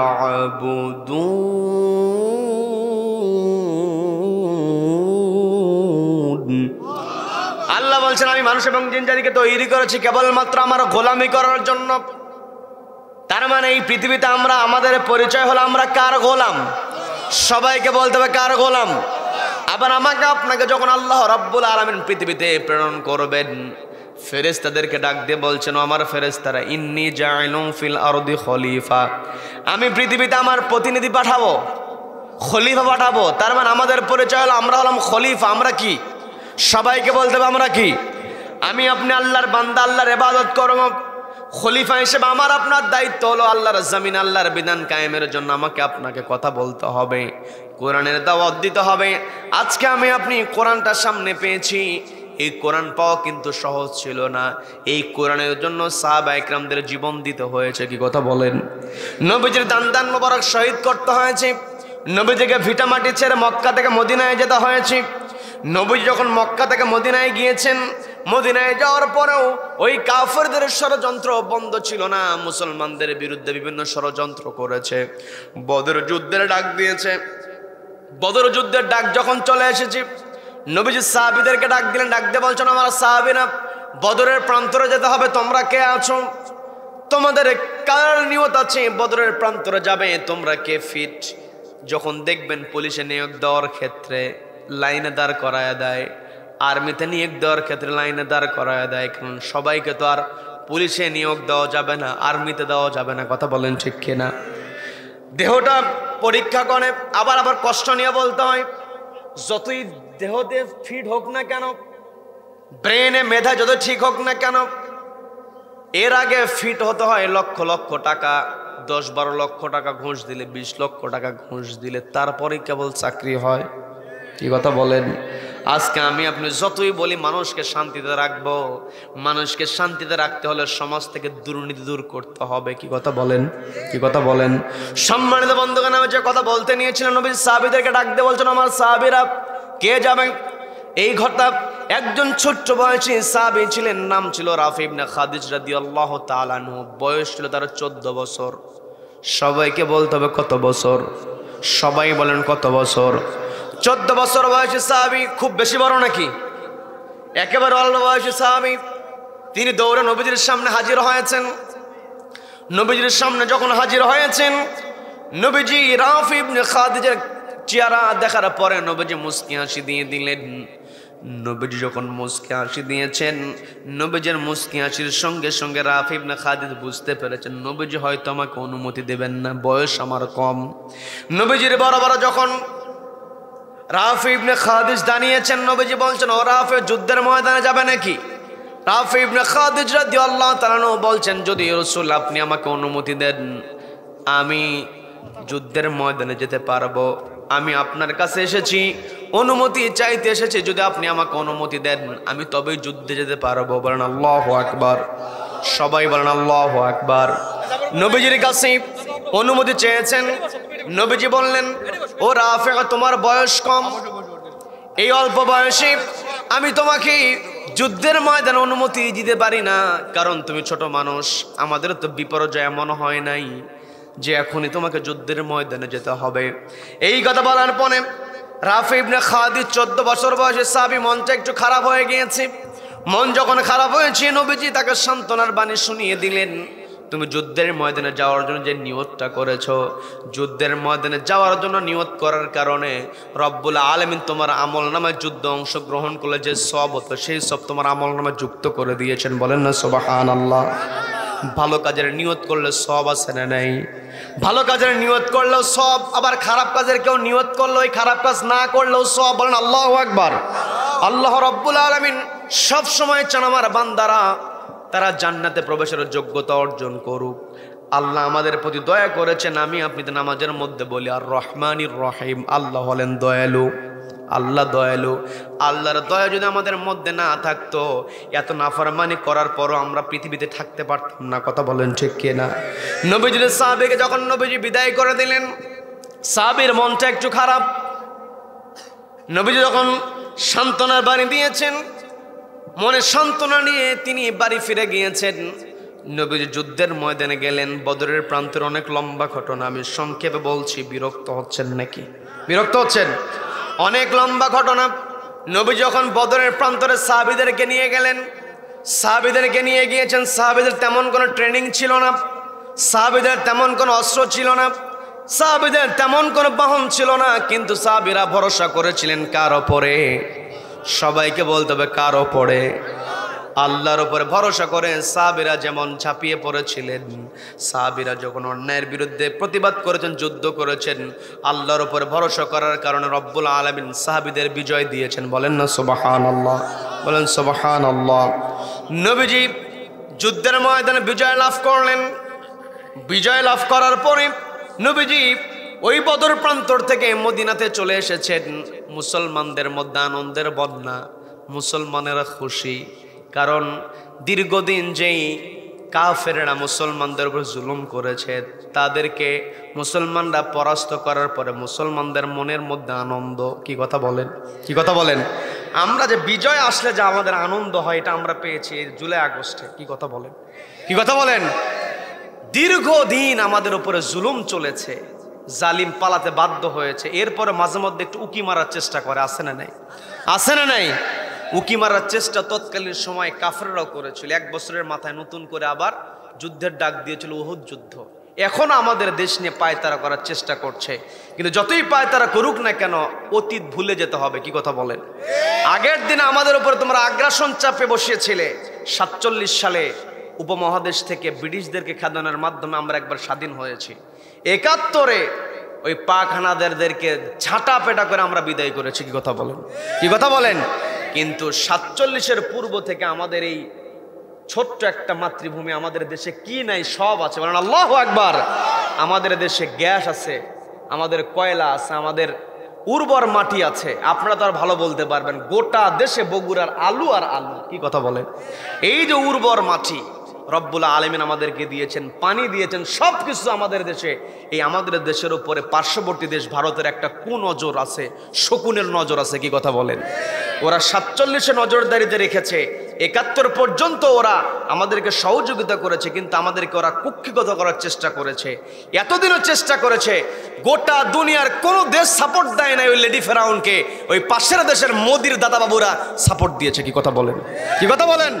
ওরা যদি সাপোর্ট না দিত তাহলে আমাদের উপরে জুলুম হতো না। কি কথা বলেন?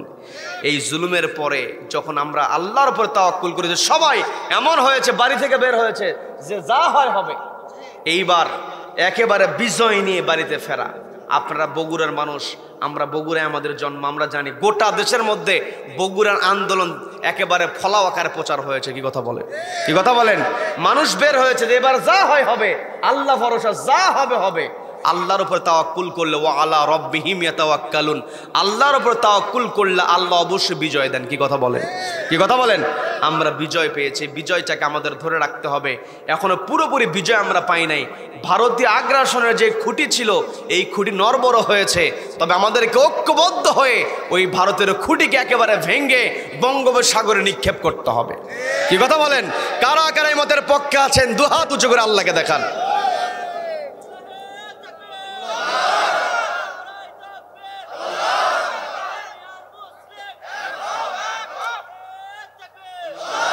আল্লাহ আমাদের সকলকে কবুল করেন, বলে না আমিন, বলে না আমিন। আমরা যদি ঐক্যবদ্ধ হই আমাদেরকে রুখে দেওয়ার কেউ নাই। কি কথা বলেন, কি কথা বলেন? সম্মানিত দ্বীনী ভাইয়ের, আমি যে কথা বলতে নিয়েছিলাম, নবীজির সাহাবী রাফি ইবনে খাদিজ রাদিয়াল্লাহু তাআলা আনহু 14 বছর বয়সে বদরের প্রান্তরে যাবেন, নবীজির কাছ থেকে অনুমতি চেয়েছেন, কিন্তু নবীজি অনুমতি দেন নাই। নবীজি বদরের প্রান্তের বিজয় বেশে যখন মদিনায় এসেছেন, মুসলমানদের আনন্দ, মুসলমানরা বিজয় পেয়েছে, সবাই কিন্তু সহ্য করতে পারে না। তৎকালীন সময় যারা কূটনৈতিক ছিল, ওই রোম পারস্য যারা ছিল, মুসলমানদের বিজয়টাকে তারা সহ্য করতে পারে নাই। গোটা দুনিয়াতে বাংলাদেশ মাথা উঁচু করে দাঁড়াক, এটা কিন্তু গোটা দুনিয়ার কূটনীতিকেরা কখনো চায় না। কি কথা বলেন, কি কথা বলেন? যতই চেষ্টা করুক না কেন, এই বাংলার দামাল ছেলেরা জেগে উঠেছে, এদেরকে দাবায় রাখার সম্ভব হবে না। কি কথা বলেন, কি কথা বলেন? যতই ষড়যন্ত্র করুক, এক একটা ষড়যন্ত্র করে, উকি মারার চেষ্টা করে, সবাই একত্রিত হয়ে আবার ঠাঁসি দিয়ে ডাবায় দেয়। কি কথা বলেন, কি কথা বলেন? যে কথা বলতে নিয়েছিলাম। আচ্ছা ঠিক আছে, ঠিক আছে, জি আচ্ছা ঠিক আছে। একটু আমাকে পানি দেন তো, একটু পানি দেন, পানি দেন, গরম পানি। হ্যাঁ, লা ইলাহা ইল্লাল্লাহু মুহাম্মাদুর রাসূলুল্লাহ সাল্লাল্লাহু আলাইহি ওয়াসাল্লাম। সম্মানিত দিনী ভাইয়েরা, আমি যেই ঘটনা বলতে নিয়েছিলাম, নবীজির সাহাবী রাফি ইবনে খাদিজ রাদিয়াল্লাহু তাআলা আনহু বদরের প্রান্তরে যুদ্ধে যাওয়ার অনুমতি তিনি নবীজির কাছ থেকে পান নাই। উহুদ যুদ্ধের ডাক যখন চলে এসেছে, নবীজি আবার সাহাবীদেরকে ডাক দিয়ে বলছেন, আমার সাহাবারা, ওই কাফেরদের ষড়যন্ত্র এখনো থেমে নাই, ওরা আমাদের উপর আক্রমণ করতে চায়, আমাদেরকে প্রস্তুত হতে হবে, উহুদের ময়দানে আমাদের হাজির হতে হবে, অন্যায়ের বিরুদ্ধে মোকাবেলা করতে হবে, তুজাহিদুনা ফি সাবিলিল্লাহ, সংগ্রাম করতে হবে কার রাস্তায়? আল্লাহর রাস্তায় সংগ্রাম করতে হবে। তোমরা কে আছো কোথায়? উহুদের ময়দানে যাব, কে কে যেতে ইচ্ছুক আমার সঙ্গে সাক্ষাৎ করো। এই কথা নবীজির সাহাবী রাফি ইবনে খাদিজ রাদিয়াল্লাহু তাআলা আনহু বদরের যুদ্ধের সময় বয়স তো তার 14 বছর। 1 বছর বয়স, 1 বছর অতিক্রান্ত হয়ে যাওয়ার পর বয়স 1 বছর বেড়েছে, বয়স হয়েছে 15 বছর। রাফি ইবনে খাদিজ যখন শুনতে পেয়েছেন নবীজি উহুদের ময়দানে সাহাবীদেরকে নিয়ে যাবেন, এই কথা শোনার সঙ্গে সঙ্গে তিনি বের হয়েছেন, নবীজির দিকে রওনা হয়েছেন। হঠাৎ তার মনে পড়ে গেল, 1 বছর পূর্বে নবীজি আমাকে অনুমতি দেয় নাই, বয়স কম হওয়ার কারণে যুদ্ধে যাওয়ার অনুমতি আমি নবীজির কাছ থেকে পাই নাই। 1 বছরে আমি তেমন তো বড় হই নাই, নবীজির কাছে যদি আমি অনুমতি চাইতে যাই, নবীজি হয়তো আমাকে যুদ্ধে যাওয়ার অনুমতি নাও দিতে পারেন। এই কথা চিন্তা করে রাফি ইবনে খাদিজ তার পথটা ভিন্ন দিকে নিলেন, চলে গেলেন তার মামার কাছে। মামার কাছে গিয়ে প্রথমেই জিজ্ঞাসা করছেন, মামা, আমি যে ভালো তীর নিক্ষেপ করতে পারি এটা কি আপনার জানা আছে নাকি? যখন মামাকে এমন প্রশ্ন করা হলো, মামা জবাব দিয়ে বলছেন, তুমি যে ভালো তীর নিক্ষেপ করতে পারো এটা আমি কেন, সবাই তো জানে তুমি একজন তীরন্দাজ হিসেবে তোমার একটা পরিচিতি আছে, ভালো তীর তুমি নিক্ষেপ করতে পারো। কিন্তু হঠাৎ আমাকে আজকে এই প্রশ্ন করার কারণটা কি? কারণ হলো নবীজি আমাকে অল্প বয়স হওয়ার কারণে যুদ্ধে যাওয়ার অনুমতি নাও দিতে পারে, কিন্তু আমি তো শুনেছি উহুদের ময়দানে নবীজি সাহাবীদেরকে নিয়ে যাবেন।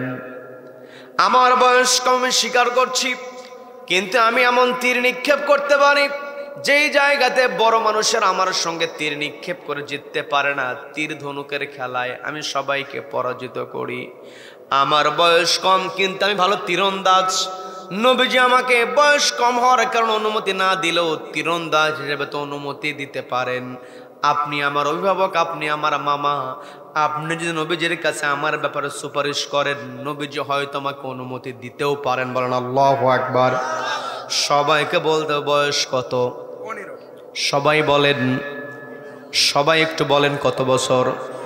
15 বছর বয়স।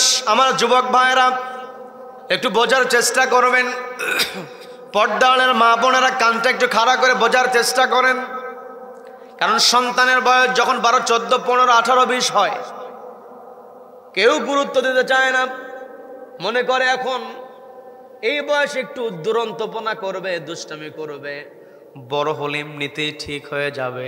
এমন চিন্তার লোক আছে না নাই? আছে না নাই? মা, আমি আপনাকে ডাক দিয়ে বলছি, ছোট্টবেলা থেকে আপনার সন্তানকে আপনার গাইড করতে হবে। আপনি সন্তানকে যেমন করে গাইডলাইন দিবেন, সন্তান তেমন করেই বড় হবে। কি কথা বলেন?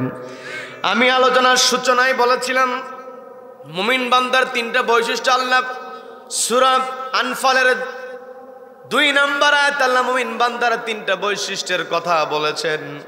গোটা কোরআনের বিভিন্ন জায়গায় মুমিন বান্দার বিভিন্ন বৈশিষ্ট্যের কথা আছে, কিন্তু শুধুমাত্র আমি যে আয়াতে কারিমা তেলাওয়াত করেছি, আয়াতের মধ্যে মুমিন বান্দার বৈশিষ্ট্য হলো 3টা। 1 নাম্বার, ইযা যুকিরাল্লাহ, যখন আল্লাহর নাম উচ্চারিত হয়, ওয়াজিলাত কুলুবুহুম, অন্তরটা কেঁপে ওঠে আল্লাহর ভয়ে। 2 নাম্বার, ওয়াইদা তুলিয়াত আলাইহিম আয়াতুহু যাদাতহুম ঈমানা, ঈমানদার বান্দার সামনে কোরআন থেকে তেলাওয়াত করা হলে, কোরআনের তেলাওয়াত শুনে, কোরআনের তাফসীর শুনে ঈমানদার বান্দার ঈমানটা বেড়ে যায়। ওয়া আলা রাব্বিহিম ইয়াতাওয়াক্কালুন, ঈমানদার বান্দা আল্লাহর উপর ভরসা করে। ও মা, আমি আপনাকে দৃষ্টি আকর্ষণ করে বলছি, আপনি একটু বোঝার চেষ্টা করবেন। সন্তানকে আপনি যত বড় অফিসার বানানোর চেষ্টা করেন না কেন, সন্তানকে আপনি যত বড়ই ইঞ্জিনিয়ার বানানোর চেষ্টা করেন, ডাক্তার বানানোর চেষ্টা করেন, জজ, ব্যারিস্টার, এমপি, মন্ত্রী, আপনি যেটাই বানানোর টার্গেট নিয়ে থাকেন না কেন, সবার আগে টার্গেট নিতে হবে আমরা সবাই কার গোলাম? সবাইকে বলতে হবে কার গোলাম? আল্লাহর গোলাম যে হবে তার অন্তর আল্লাহর ভয় থাকবে। কি কথা বলেন? আর যার অন্তর আল্লাহর ভয় আছে সে প্রত্যেকটা জায়গায় ন্যায়ের পক্ষে থাকবে, কখনো অন্যায় করবে না। কি কথা বলেন? যার অন্তর আল্লাহর ভয় আছে সে কখনো চাঁদাবাজি করবে না, টেন্ডারবাজি করবে না। কি কথা বলেন? যুবক ভাইদেরকে বলছে, আমার যুবক ভাইয়েরা, নবীর সাহাবী যার বয়স 15 বছর, কিন্তু ইসলামের জন্য তার আকাঙ্ক্ষা কেমন, নবীজির কাছ থেকে অনুমতি নিয়েছেন। পর্দালের মা বোনেরা, আপনাদের দৃষ্টি আকর্ষণ করে বলছি, মা আপনি নিজে নামাজি হয়ে যান। আপনি যখন নামাজি হবেন, আপনাকে নামাজ পড়া থেকে আপনার সন্তানও নামাজি হবে। কি কথা বলেন? আপনি যদি কোরআন তেলাওয়াত করেন, আপনার কোরআন তেলাওয়াত করা থেকে আপনার সন্তানও কোরআন তেলাওয়াত করবে। এই জন্য মা, আপনি যদি ভালো মা হতে চান, অবশ্যই সন্তানকে আল্লাহর ভয়ের শিক্ষা দিতে হবে। কি কথা বলেন? আপনি সন্তানকে শীতের রাত্রে সন্তান অজু করবে, নামাজ পড়তে কষ্ট হবে, এই কষ্টের জন্য সন্তানকে আপনি ঘুম থেকে ডাক দেন না, আপনি সন্তানকে নামাজ হওয়ার ট্রেনিং দেন না। এই সন্তান যখন কিয়ামতের ময়দানে ফায়সালা জাহান্নাম হয়ে যাবে, কারণ বেনামাজি কখনো জান্নাতে যেতে পারবে নাকি? জান্নাতে যেতে পারবে? বেনামাজি কখনো জান্নাতে যেতে পারবে না। যেই সন্তানের জন্য আপনার এত ভালোবাসা, যেই সন্তানের জন্য পছন্দের খাবার আপনি নিজে খান না, সন্তানের জন্য রেখে দেন। কি কথা বলেন? সন্তানের জন্য মা আপনার এত মহাব্বত, এই মহাব্বত ওই দিন কোনো কাজে আসবে না। সন্তান যদি বেনামাজি হয়, ওই সন্তান বলবে, রব্বানা আরিনাল লাযাইনা আযাল্লানা মিনাল জিন্নি ওয়াল ইনসি নাজআলহুমা তাহতা আকদামিনা লিয়াকুনা মিনাল আসফালিন। ওই দিন ওই সন্তানই বলবে, আল্লাহ পৃথিবীতে আমার অভিভাবক ছিল, আমার যারা নেতা ছিল, আমার যারা মুরব্বী ছিল, আমার যারা বাপ মা ছিল, আমাকে তো কখনো সঠিক পথে পরিচালিত করে নাই। আজকে ওদের পরিচালিত না করার কারণে আমি জাহান্নামী হয়েছি, জাহান্নামে যাব। তবে ওদের বুকের উপরে নাজআলহুমা তাহতা আকদামিনা, ওদের বুকের উপরে পা দিয়ে জাহান্নামে যাব। বলেন নাউযু বিল্লাহ। তার মানে যেই সন্তানকে আমি আপনি এত ভালোবাসি, এই সন্তানকে গাইডলাইন করতে না পারলে এই সন্তান আমার আপনার বিরুদ্ধে আল্লাহর কাছে অভিযোগ করবে। বলেন নাউযু বিল্লাহ। এই জন্য মা আপনাকে ডাক দিয়ে বলছি, বাপজানেরা, দাদারা, যারাই শুনছেন সবাইকে ডাক দিয়ে একটা কথা আমি বলছি, সেটা হলো নিজে নামাজ পড়তে হবে, অপরকে নামাজের জন্য অর্ডার করতে হবে। আল্লাহ বলেন, তা'মুরুনা বিল মা'রুফ, সৎ কাজের আদেশ দাও, ওয়া তানহাউনা আনিল মুনকার, অসৎ কাজে বাধা প্রদান করো। আমি যে ঘটনায় ছিলাম, নবীজির সাহাবী রাফি ইবনে খাদিজ তার মামার কাছে গিয়ে বলছেন, মামা আমি এই জন্য আপনাকে জিজ্ঞাসা করেছি, আপনি যদি সুপারিশ করেন নবীজি হয়তো তীরন্দাজ হিসেবে আমাকে যুদ্ধ যাওয়ার অনুমতি দিতে পারে। মামা নবীজির কাছে ওই তার ভাগিনাকে সঙ্গে করে নিয়ে যখন নবীজির কাছে গিয়েছেন, নবীজি রাফি ইবনে খাদিজকে দেখে মুস্কি হাসি দিয়েছেন। নবীজির চেহারার মধ্যে সবসময় মুস্কি হাসি ছিল। বলেন আল্লাহু আকবার। দয়ার নবী, মায়ের নবী, আল্লাহ হলেন রব্বুল আলামিন আর নবী হলেন রাহমাতুল লিল আলামিন। বলেন না সুবহানাল্লাহ। আল্লাহ বলছেন, ওয়া মা আরসালনাকা ইল্লা রাহমাতাল লিল আলামিন।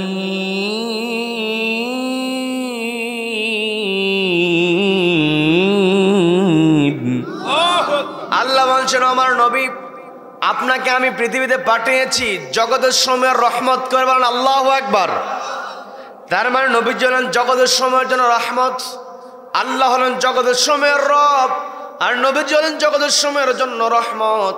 ওই রহমতের নবীর কাছে যখন ছোট্ট সাহাবী মামাকে সঙ্গে করে নিয়ে হাজির হয়েছেন, নবীজি বলছেন মুস্কি হাসি দিয়ে রাফি ইবনে খাদিজের ব্যাপারে কথা বলবেন। এমতো অবস্থায় ওই নবীজির সাহাবীর অর্থাৎ রাফি ইবনে খাদিজার মামা যিনি ছিলেন, নবীজির পাশে গিয়ে দাঁড়ালেন। নবীজির পাশে গিয়ে দাঁড়িয়ে বলছেন, ইয়া রাসূলুল্লাহ, ইয়া হাবিবাল্লাহ, আপনি মুস্কি হাসি দিয়েছেন, আপনার কাছে মনে হতে পারে আমার ভাগিনা ছোট, আসলেই ছোট, আমার ভাগিনার বয়স কম, কিন্তু আমার ভাগিনা ভালো তীর নিক্ষেপ করতে পারে। শুনেছি আপনি উহুদের ময়দানে সাহাবীদেরকে নিয়ে যাবেন। বয়স অল্প হওয়ার কারণে আপনার কাছে আমার ভাগিনাকে ছোট মনে হতে পারে, আমার ভাগিনা আসলেই ছোট, কিন্তু আমার ভাগিনা এত সুন্দর করে তীর নিক্ষেপ করতে পারে। আপনি যদি আমার ভাগিনাকে অনুমতি দেন, আমার ভাগিনা যুদ্ধের ময়দানে গিয়ে কাফেরদেরকে তীর নিক্ষেপ করে ধরাশায়ী করবেন। আল্লাহু আকবার। সবাই একটু চিৎকার দেবেন আল্লাহু আকবার। নবীজি অনুমতি দিয়ে দিলেন। অনেক লম্বা কথা। রাফি ইবনে খাদিজ নবীজির কাছ থেকে অনুমতি পেয়েছেন, যুদ্ধের ময়দানে গিয়েছেন। কাফেরদের দিকে লক্ষ্য করে তিনি একের পর এক তীর নিক্ষেপ করছেন।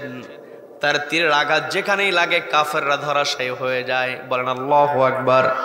একটা পর্যায়ে কাফেরদের মধ্য থেকে একজন লক্ষ্য করে দেখলো রাফি ইবনে খাদিজ যে তীরগুলো নিক্ষেপ করে, এই তীরগুলো থেকে তো আমাদের অবস্থা খারাপ হয়ে যায়। কাজে রাফি ইবনে খাদিজ যে জায়গা থেকে তীর নিক্ষেপ করছে ওকে লক্ষ্য করে ওকে আগে খতম করতে হবে। বলেন নাউযুবিল্লাহ। কয়েকজন মিলে যখন রাফি ইবনে খাদিজের দিকে লক্ষ্য করে, কয়েকজন কাফের মিলে যখন তীর নিক্ষেপ করছে, ছোট্ট মানুষ তীর ছুটে আসে, তীর থেকে নিজেকে রক্ষা করেন, আবার তীর নিক্ষেপ করেন। উপর্যুপরি কয়েকজন মিলে যখন ছোট্ট সাহাবীর দিকে তীর নিক্ষেপ করছেন, ওই ছোট্ট মানুষ তীর থেকে নিজেকে বাঁচান, আবার তীর নিক্ষেপ করেন। কিন্তু একটা পর্যায়ে ছোট্ট মানুষ তিনি আর শক্তিতে পারলেন না, দুর্বল হয়ে গেছেন। একটা পর্যায়ে কাফিরদের মধ্য থেকে ছুটে আসা তীর তিনি হেফাজত করতে পারলেন না নিজেকে। একটা তীর এসে তার বুকের পজরের মধ্যে যখন দেহের মধ্যে ঢুকে গিয়েছে, ছোট্ট মানুষ তীরের আঘাত পাওয়ার পরে জমিনে তিনি পড়ে গেছেন, রক্তাক্ত হয়েছেন। আমি কি বানিয়ে বলছি নাকি? রক্তাক্ত হয়েছেন। নবীজির কান পর্যন্ত দুঃসংবাদটা পৌঁছে গিয়েছে। আমার ছোট্ট সাহাবী রাফি ইবনে খাদিজ তীরন্দাজ সাহাবী তীরবিদ্ধ হয়েছে। নবীজি বলছেন, না জানে আমার ছোট্ট সাহাবী, ছোট্ট মানুষ, কিশোর সাহাবী, না জানে তার কত কষ্ট হচ্ছে। নবীজি সাহাবীদেরকে লক্ষ্য করে ডাক দিয়ে বললেন, সামনে থাকা সাহাবীদেরকে বললেন, ও আমার সাহাবীরা, তোমরা শুনেছ নাকি আমার স্নেহের রাফি ইবনে খাদিজ সে নাকি তীরবিদ্ধ হয়েছে? এই মুহূর্তে আমার মনটা চাচ্ছে রাফি ইবনে খাদিজের চেহারাটা আমি একটু দেখতে চাই। বলেন না সুবহানাল্লাহ। নবীজি যদি কারো চেহারা দেখতে চান, তার কি সফলতার আর কোনো কিছু বাকি থাকে নাকি? রাফি ইবনে খাদিজের ব্যাপারে যখন নবীজি সাহাবীদের মাঝে আকাঙ্ক্ষা করে বললেন, ও আমার সাহাবীরা তোমরা কে আছো? রাফি ইবনে খাদিজের চেহারা আমি দেখতে চাই, তোমরা কে পারবে আমাকে রাফি ইবনে খাদিজকে দেখার ব্যবস্থা করে দিতে? কয়েকজন সাহাবী রাফি ইবনে খাদিজকে খুঁজে বের করলেন, কোলে করে নিয়ে নবীজির সামনে রেখেছেন, নবীজির সামনে নিয়ে এসেছেন। নবীজির সামনে রেখে দিবেন, শোয়া দিবেন। এমত অবস্থায় নবীজি বলছেন, রাফেকে দূরে শোয়াও না, রাফের মাথাটা তোমরা আমার কোলের মধ্যে রাখো, আমার উরুর মধ্যে রাখো। বলেন আল্লাহু আকবার। নবীজির মাথার উপরে, কোলের উপরে যখন রাফি ইবনে খাদিজের মাথাটা রাখা হয়েছে, রাফি ইবনে খাদিজের চোখ বেয়ে বেয়ে জোরে পানি ঝরছে। নবীজি যখন রাফি ইবনে খাদিজের চোখে পানি দেখলেন, নবীজি বলছেন, ও রাফি, কি দরকার ছিল? তোমাকে আমি বদরে আসার অনুমতি দেই নাই, উহুদে আসার জন্য মামার মাধ্যমে সুপারিশ করে হাজির হয়েছো। আজকে যদি মামার দ্বারা সুপারিশ না করে তুমি যে না আসতে, এইরকম কষ্ট তোমার হতো না। আজকে যেই অনুমতি নিয়ে তুমি যুদ্ধের ময়দানে এসেছো, তীরবিদ্ধ হয়েছে, তোমার কষ্ট হচ্ছে। তুমি যদি যুদ্ধে না আসতে এমন কষ্ট তোমাকে করতে হতো না। এই কথা বলার পরে রাফি ইবনে খাদিজ বলছেন, ইয়া রাসূলুল্লাহ, ইয়া হাবিবাল্লাহ, সাদাকাতা, ইয়া রাসূলুল্লাহ, আপনি সত্য বলেছেন। আমি যদি যুদ্ধের ময়দানে না আসতাম আমার শরীরে তীরবিদ্ধ হতো না, এটা যেমন সত্য কথা, এটাও তো সত্য। আমি যদি তীরবিদ্ধ আজকে না হতাম, নবীজি আপনার কোলের মধ্যে আমি মাথাটাও দিতে পারতাম না। বলেন আল্লাহু আকবার। তীরবিদ্ধ হয়ে ছোট্ট সাহাবী যখন নবীজি কেমন করে কথা বললেন, নবীজি বলছেন, রাফি, তোমার বয়স কম হতে পারে কিন্তু তোমার ঈমানটা পরিপূর্ণ হয়ে গিয়েছে।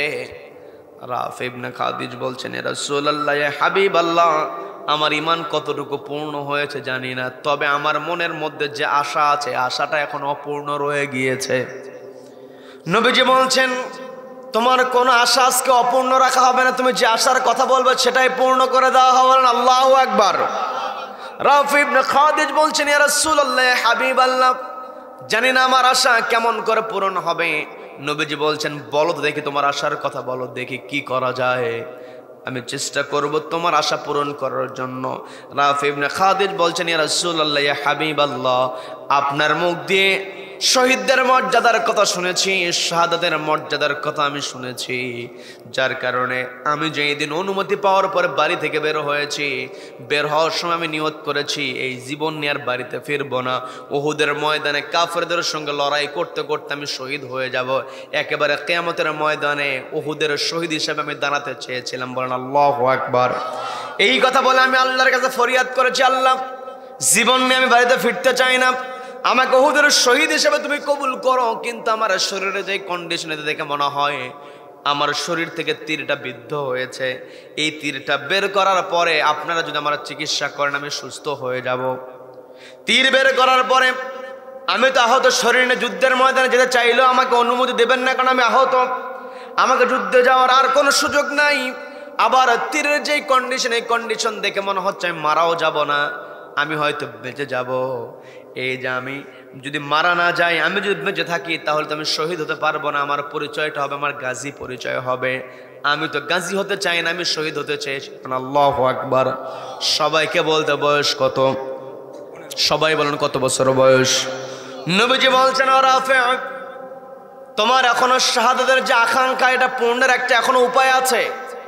আমি তোমার শরীর থেকে দুইটা উপায়ে তীর বিদ্ধ যে তীর আছে, দুইটা উপায়ে তোমার শরীর থেকে তীরটা আমি বের করতে পারবো। সবাইকে বলতে হবে কয়টা উপায়ে? সবাই বলেন কয়টা উপায়ে? দুইটা উপায়। শুনবেন নাকি মোনাজাত দেব? কারা কারা শুনবেন না? কারা কারা শুনবেন না? কারা কারা? সবাই শুনবেন নাকি? আল্লাহ আমাদের সকলকে কবুল করেন, বলেন আমিন, বলেন আমিন। রাফি ইবনে খাদিজ বলছেন, ইয়া রাসূলুল্লাহ, ইয়া হাবিবাল্লাহ, আমার শাহাদাতের আকাঙ্ক্ষা এখনো পূর্ণ হয় না। নবীজি বললেন, তুমি যে কথা ব্যক্ত করেছো, তোমার আকাঙ্ক্ষা পূরণের এখন একটা সুযোগ আছে। তোমার শরীরে যে তীরটা বিদ্ধ হয়েছে, এই বিদ্ধ হওয়া তীরটা আমি দুইটা উপায়ে বের করব। এই দুইটা উপায় আপনারা যদি শুনতে চান, এর পূর্বে আমার একটু কথা আপনাদেরকে শুনতে হবে। কি শুনবেন তো নাকি চলে যাবেন? আল্লাহ আমাদের সকলকে কবুল করেন, বলেন আমিন, বলেন আমিন। এই জায়গায় উপরে লেখা আছে, আচ্ছা, তাফসীরুল কোরআন মাহফিল, দক্ষিণ কৃষ্ণপুর উত্তরপাড়া জামে মসজিদ প্রাঙ্গণ, মসজিদের কাজ চলছে। এই মসজিদ পৃথিবীর সর্বশ্রেষ্ঠ জায়গা। কি কথা বলেন? কি কথা বলেন? আমার পূর্বে শামসুল হুদা মাহমুদি ভাই, তিনি পৃথিবীর শান্তির জায়গা মসজিদের কথা বলেছেন। আমি ওই দিকে যাব না। আমার আপনার বাড়িঘর আমি আপনি কত সুন্দর করে সাজাই। কি কথা বলেন? বাড়িতে কোন টাইলস লাগালে ভালো হবে, নিজের পছন্দে না হলেও কি করে বন্ধুকে সাথে নিয়ে যায়।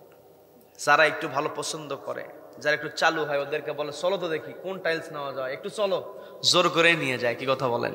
কি কথা বলেন? পরামর্শ নেয় কোন টাইলস কেমন করে লাগাতে হবে, কোনটা কেটে কেটে অ্যাঙ্গেল করে লাগাতে হবে, কেমন করে লাগালে কোথায় ফুল লাগাতে হবে, কত কি করতে হবে, এত ডিজাইন, এত কিছু আমি আপনি করি যেই ঘরের জন্য ওই ঘর ছেড়ে আমাকে আপনাকে চলে যেতেই হবে। কি কথা বলেন? কি কথা বলেন? যত সুন্দর ঘরই হোক না কেন, আর আমি আপনি যত ভালো মানুষ হই আর যত খারাপ মানুষই হই, যত ভালো মানুষই আমি আপনি হই, আমার আপনার যত ভালো হই বাড়ি হোক না কেন, সব কিছু ছেড়ে আমাকে আপনাকে যেতে হবে মাটির নিচে। কি কথা বলেন? কি কথা বলেন? মাটির নিচে যাওয়ার মানেটা হলো আমাকে আপনাকে এই ইহকাল ছেড়ে পরকালে প্রবেশ করতে হবে। কি কথা বলেন? মূলত মাটির নিচে যাওয়া নয়, আমার আপনার এন্টারিং হবে কি আমাদের পরকালের জীবনে এন্টার আমাকে আপনাকে করতে হবে। আমি আপনি যদি পরকালীন জীবনে জাহান্নামের আগুন থেকে নিজেকে সেভ করতে পারি, সেভিং ফ্রম হেল ফায়ার, জাহান্নামের আগুন থেকে যদি নিজেকে বাঁচাতে পারি, এন্টারিং টু দ্য প্যারাডাইজ, যদি জান্নাতে প্রবেশ করতে পারি, তবেই আমি আপনি সফল। কি কথা বলেন? কি কথা বলেন?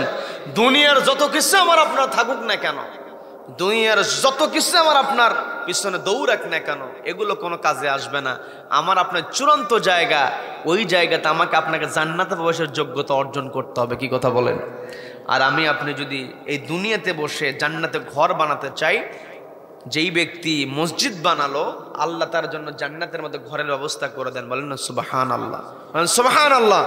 আমার আপনার বাড়ি একজন মিলে করি আর 10 জন মিলে করব আমরা মসজিদ, তাহলে মসজিদটাকে সুন্দর করার দরকার আছে না নাই? যার যেমন সামর্থ্য অনুযায়ী দিবেন। বিরক্ত হবেন আপনারা?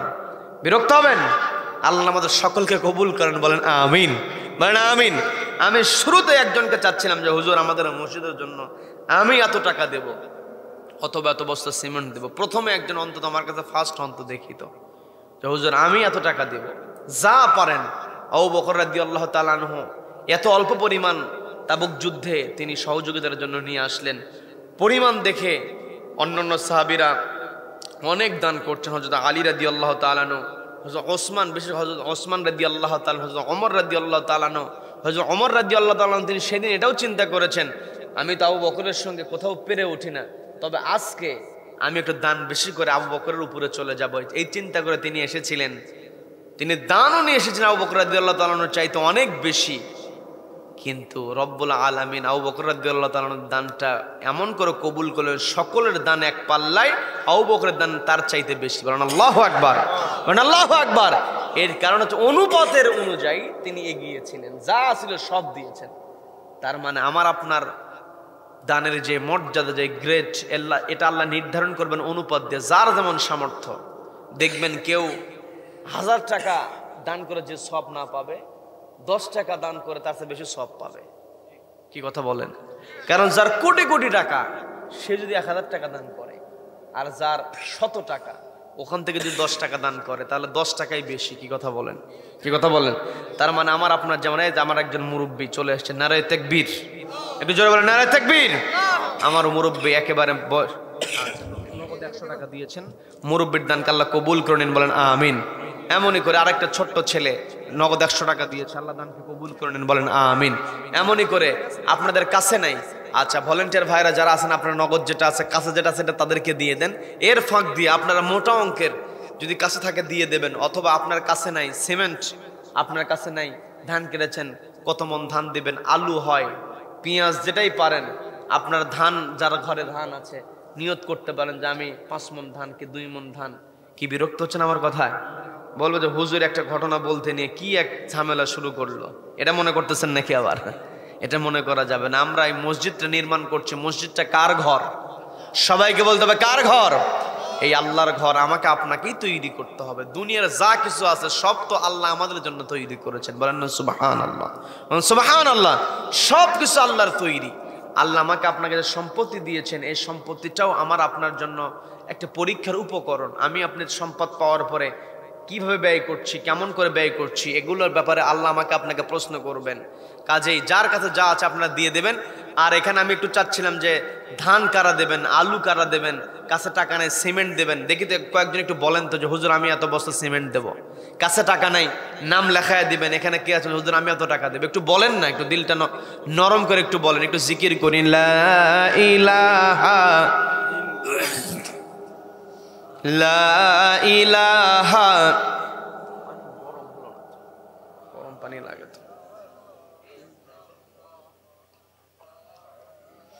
লা ইলাহা লা ইলাহা সুবহানাল্লাহ আলহামদুলিল্লাহ লা ইলাহা লা ইলাহা ইল্লাল্লাহু মুহাম্মাদুর রাসূলুল্লাহ সাল্লাল্লাহু আলাইহি ওয়াসাল্লাম। আমার ভাইয়ের নাম কি?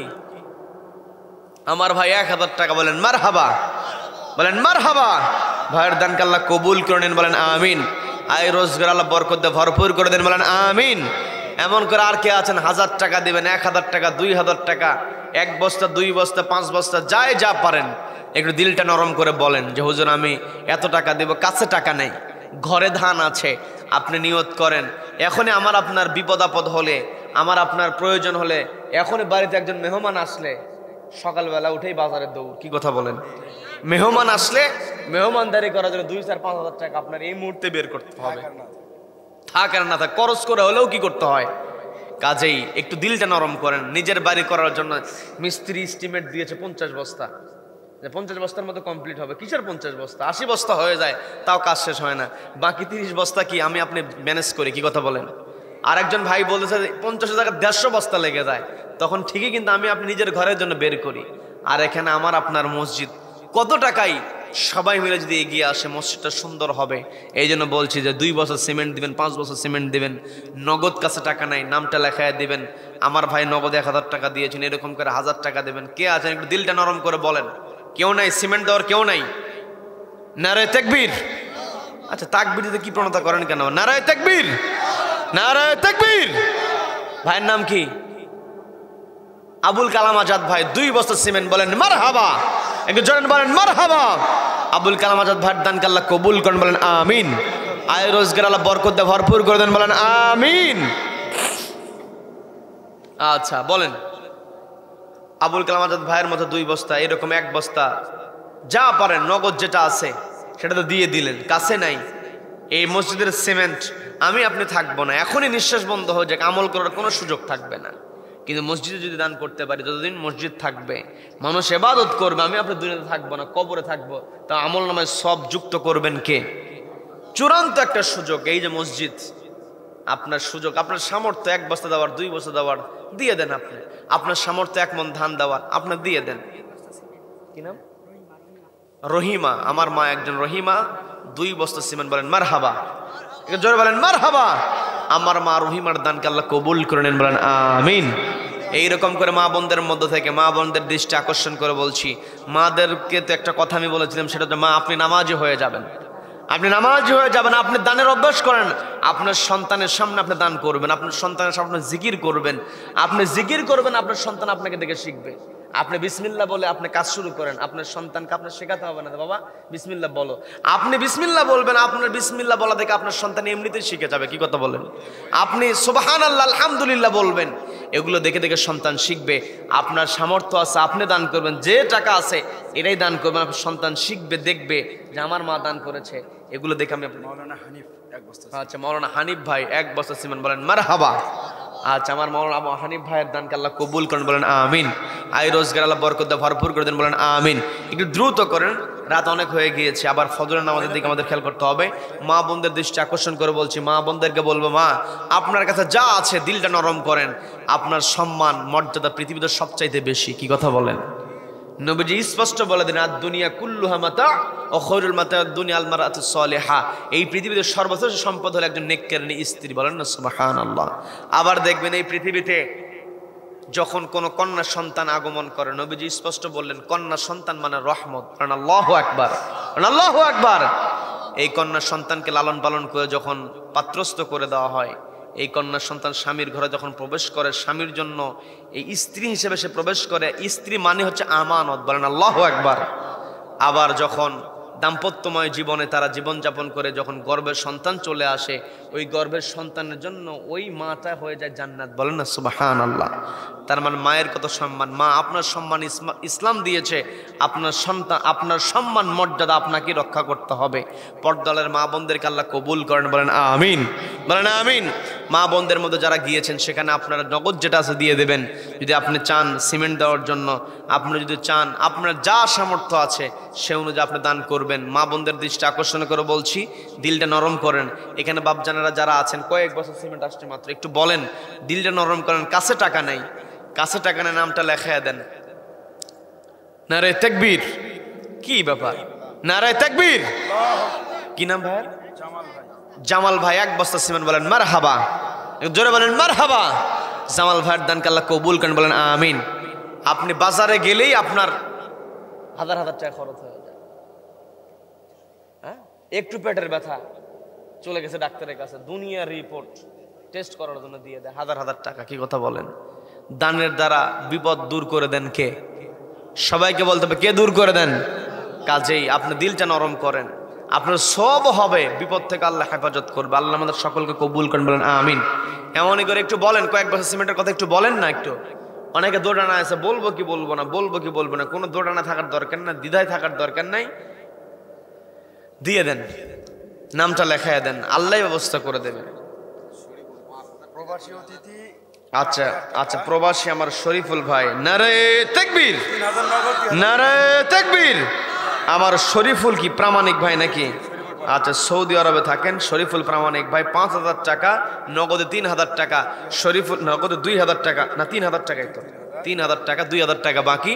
শরীফুল ভাইয়ের দানকে আল্লাহ কবুল করেন, বলেন আমিন, বলেন আমিন। শরীফুল ভাইয়ের প্রবাদ জীবনটাকে আল্লাহ সহজ করে দিন, বলেন আমিন।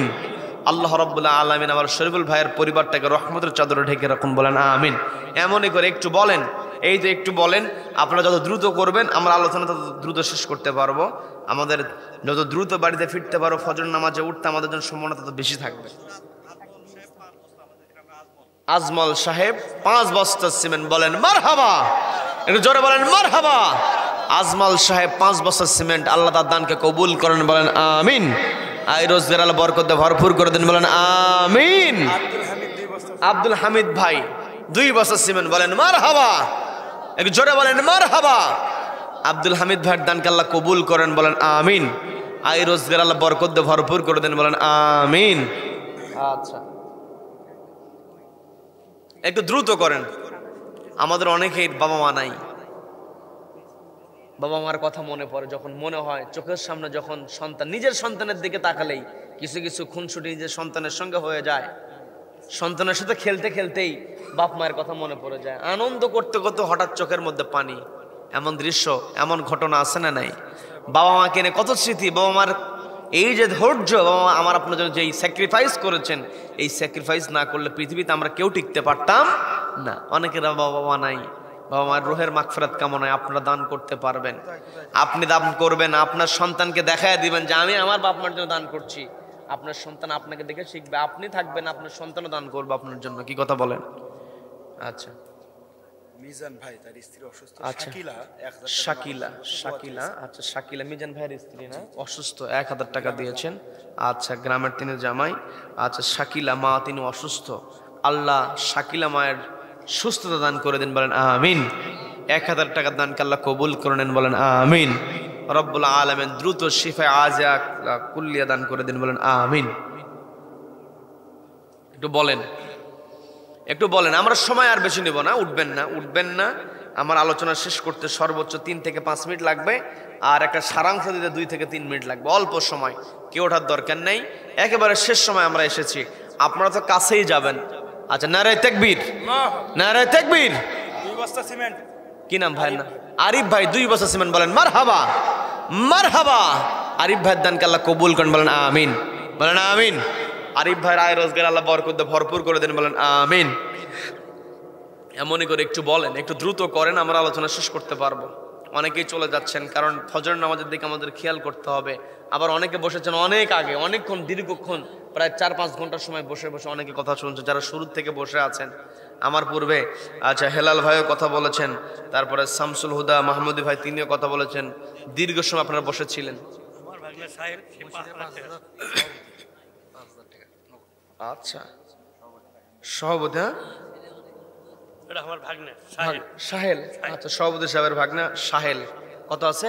5000 টাকা, বলেন মারহাবা, মারহাবা। সাহেল ভাইয়ের দানকে আল্লাহ কবুল করেন, বলেন আমিন, বলেন আমিন। আয় রোজগার আল্লাহ বরকত দিয়ে ভরপুর করে দেন, বলেন আমিন। বিশিষ্ট ব্যবসায়ী আল্লাহ তার ব্যবসায় বরকত দিয়ে ভরপুর করে দেন, বলেন আমিন। আচ্ছা, বলেন, এরকম করে বলেন, একটু দ্রুত করি, আমরা শেষ করে দেব, অল্প সময় আমরা নেব। আচ্ছা, আরেকজন ভাই সহসভাপতি মোহাম্মদ শহীদুল ইসলাম, মসজিদের সভাপতি, আর আজকে সহসভাপতি। আচ্ছা, শহীদুল ইসলাম ভাই নগদ কত? 5000 টাকা, বলেন মারহাবা। 5000 টাকা কি ঠিক আছে নাকি বাড়াতে হবে? আরো বাড়াতে 5000 টাকা কি? সভাপতি সাহেব যেহেতু।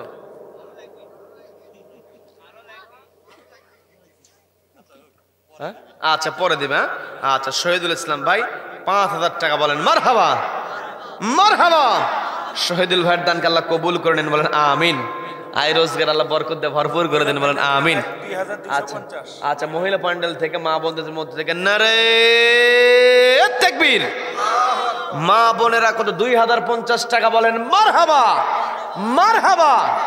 মা বোনদের দানকে আল্লাহ কবুল করে নেন, বলেন আমিন। আচ্ছা, 2025 টাকা।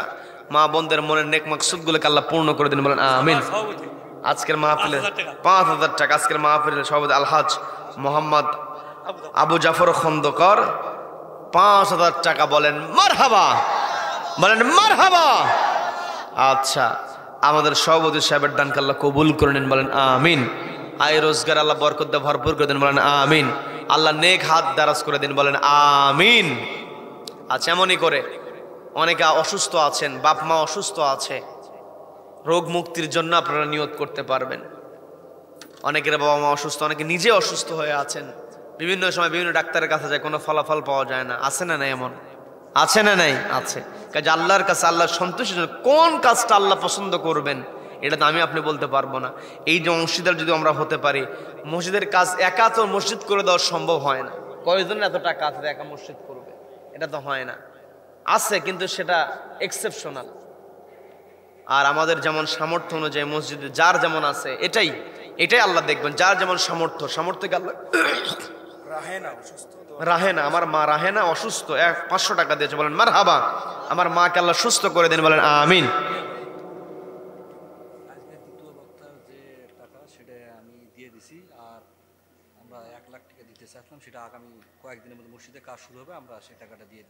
আচ্ছা, আমার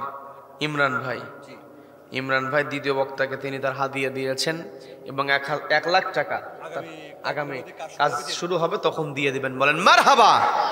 আমার ইমরান ভাইয়ের তাদের দানকে আল্লাহ কবুল করে নেন, বলেন আমিন আমিন। আল্লাহ আয় রোজগারে বরকত দিয়ে ভরপুর করে দেন, বলেন আমিন।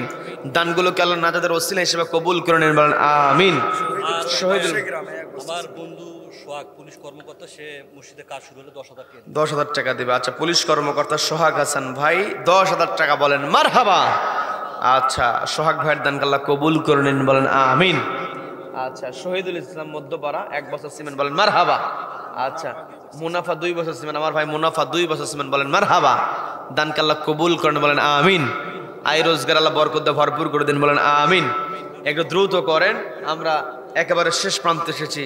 11:30 অতিবাহিত হয়ে গিয়েছে। আমাদের এখনো মোনাজাত বাকি আছে, কিছু আলোচনা বাকি আছে, মানে 12টার মতো আমাদের বেঁচে যেতে পারে। আমরা আর বেশি দেরি করব না। আচ্ছা, একটু দিলটা নরম করেন। আচ্ছা, একটু দিলটা নরম করেন। যারা এখন অংশগ্রহণ করেন নাই, দোটানায় না থেকে 1 বস্তা 2 বস্তা যা পারেন সিমেন্ট আপনি দেওয়ার জন্য মনটা স্থির করেন। 1 বস্তা সিমেন্ট, আমার মুরব্বী 1 বস্তা সিমেন্ট, মুরব্বী খাজা মিয়া, আমার চাচা খাজা মিয়া চাচা 1 বস্তা সিমেন্ট, বলেন মারহাবা। আমার চাচার দানকে আল্লাহ কবুল করেন, বলেন আমিন। আচ্ছা, একটু বলেন মা বোনদের মধ্যে থেকে 1 মন ধান, নারায়ে তাকবীর। এক জোরে বলেন নারায়ে তাকবীর। আমার চাচা 1 মন ধান, বলেন মারহাবা। চাচার নাম কি? ইদ্রিস সরকার চাচা 1 মন ধান, বলেন মারহাবা। ইদ্রিস চাচার দানকে আল্লাহ কবুল করেন, বলেন আমিন।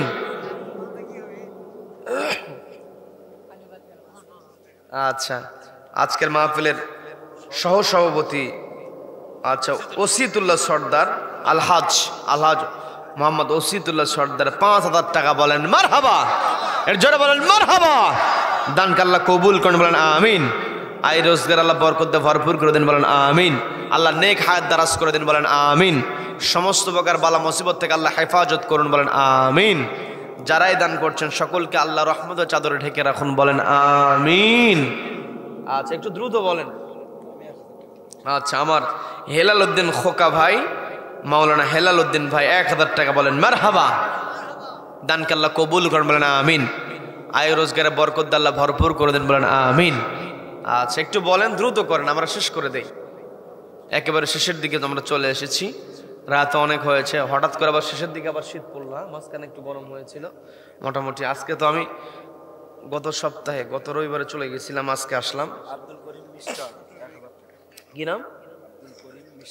আব্দুল করিম মিস্টার। আচ্ছা, আব্দুল করিম মিস্টার ভাই তিনি 1,000 টাকা, বলেন মারহাবা। একটু জোরে বলেন মারহাবা। আব্দুল করিম মিস্টার ভাই দানকে আল্লাহ কবুল করে নিন, বলেন আমিন। আয় রোজগার আল্লাহ বরকত দিয়ে ভরপুর করে দেন, বলেন আমিন।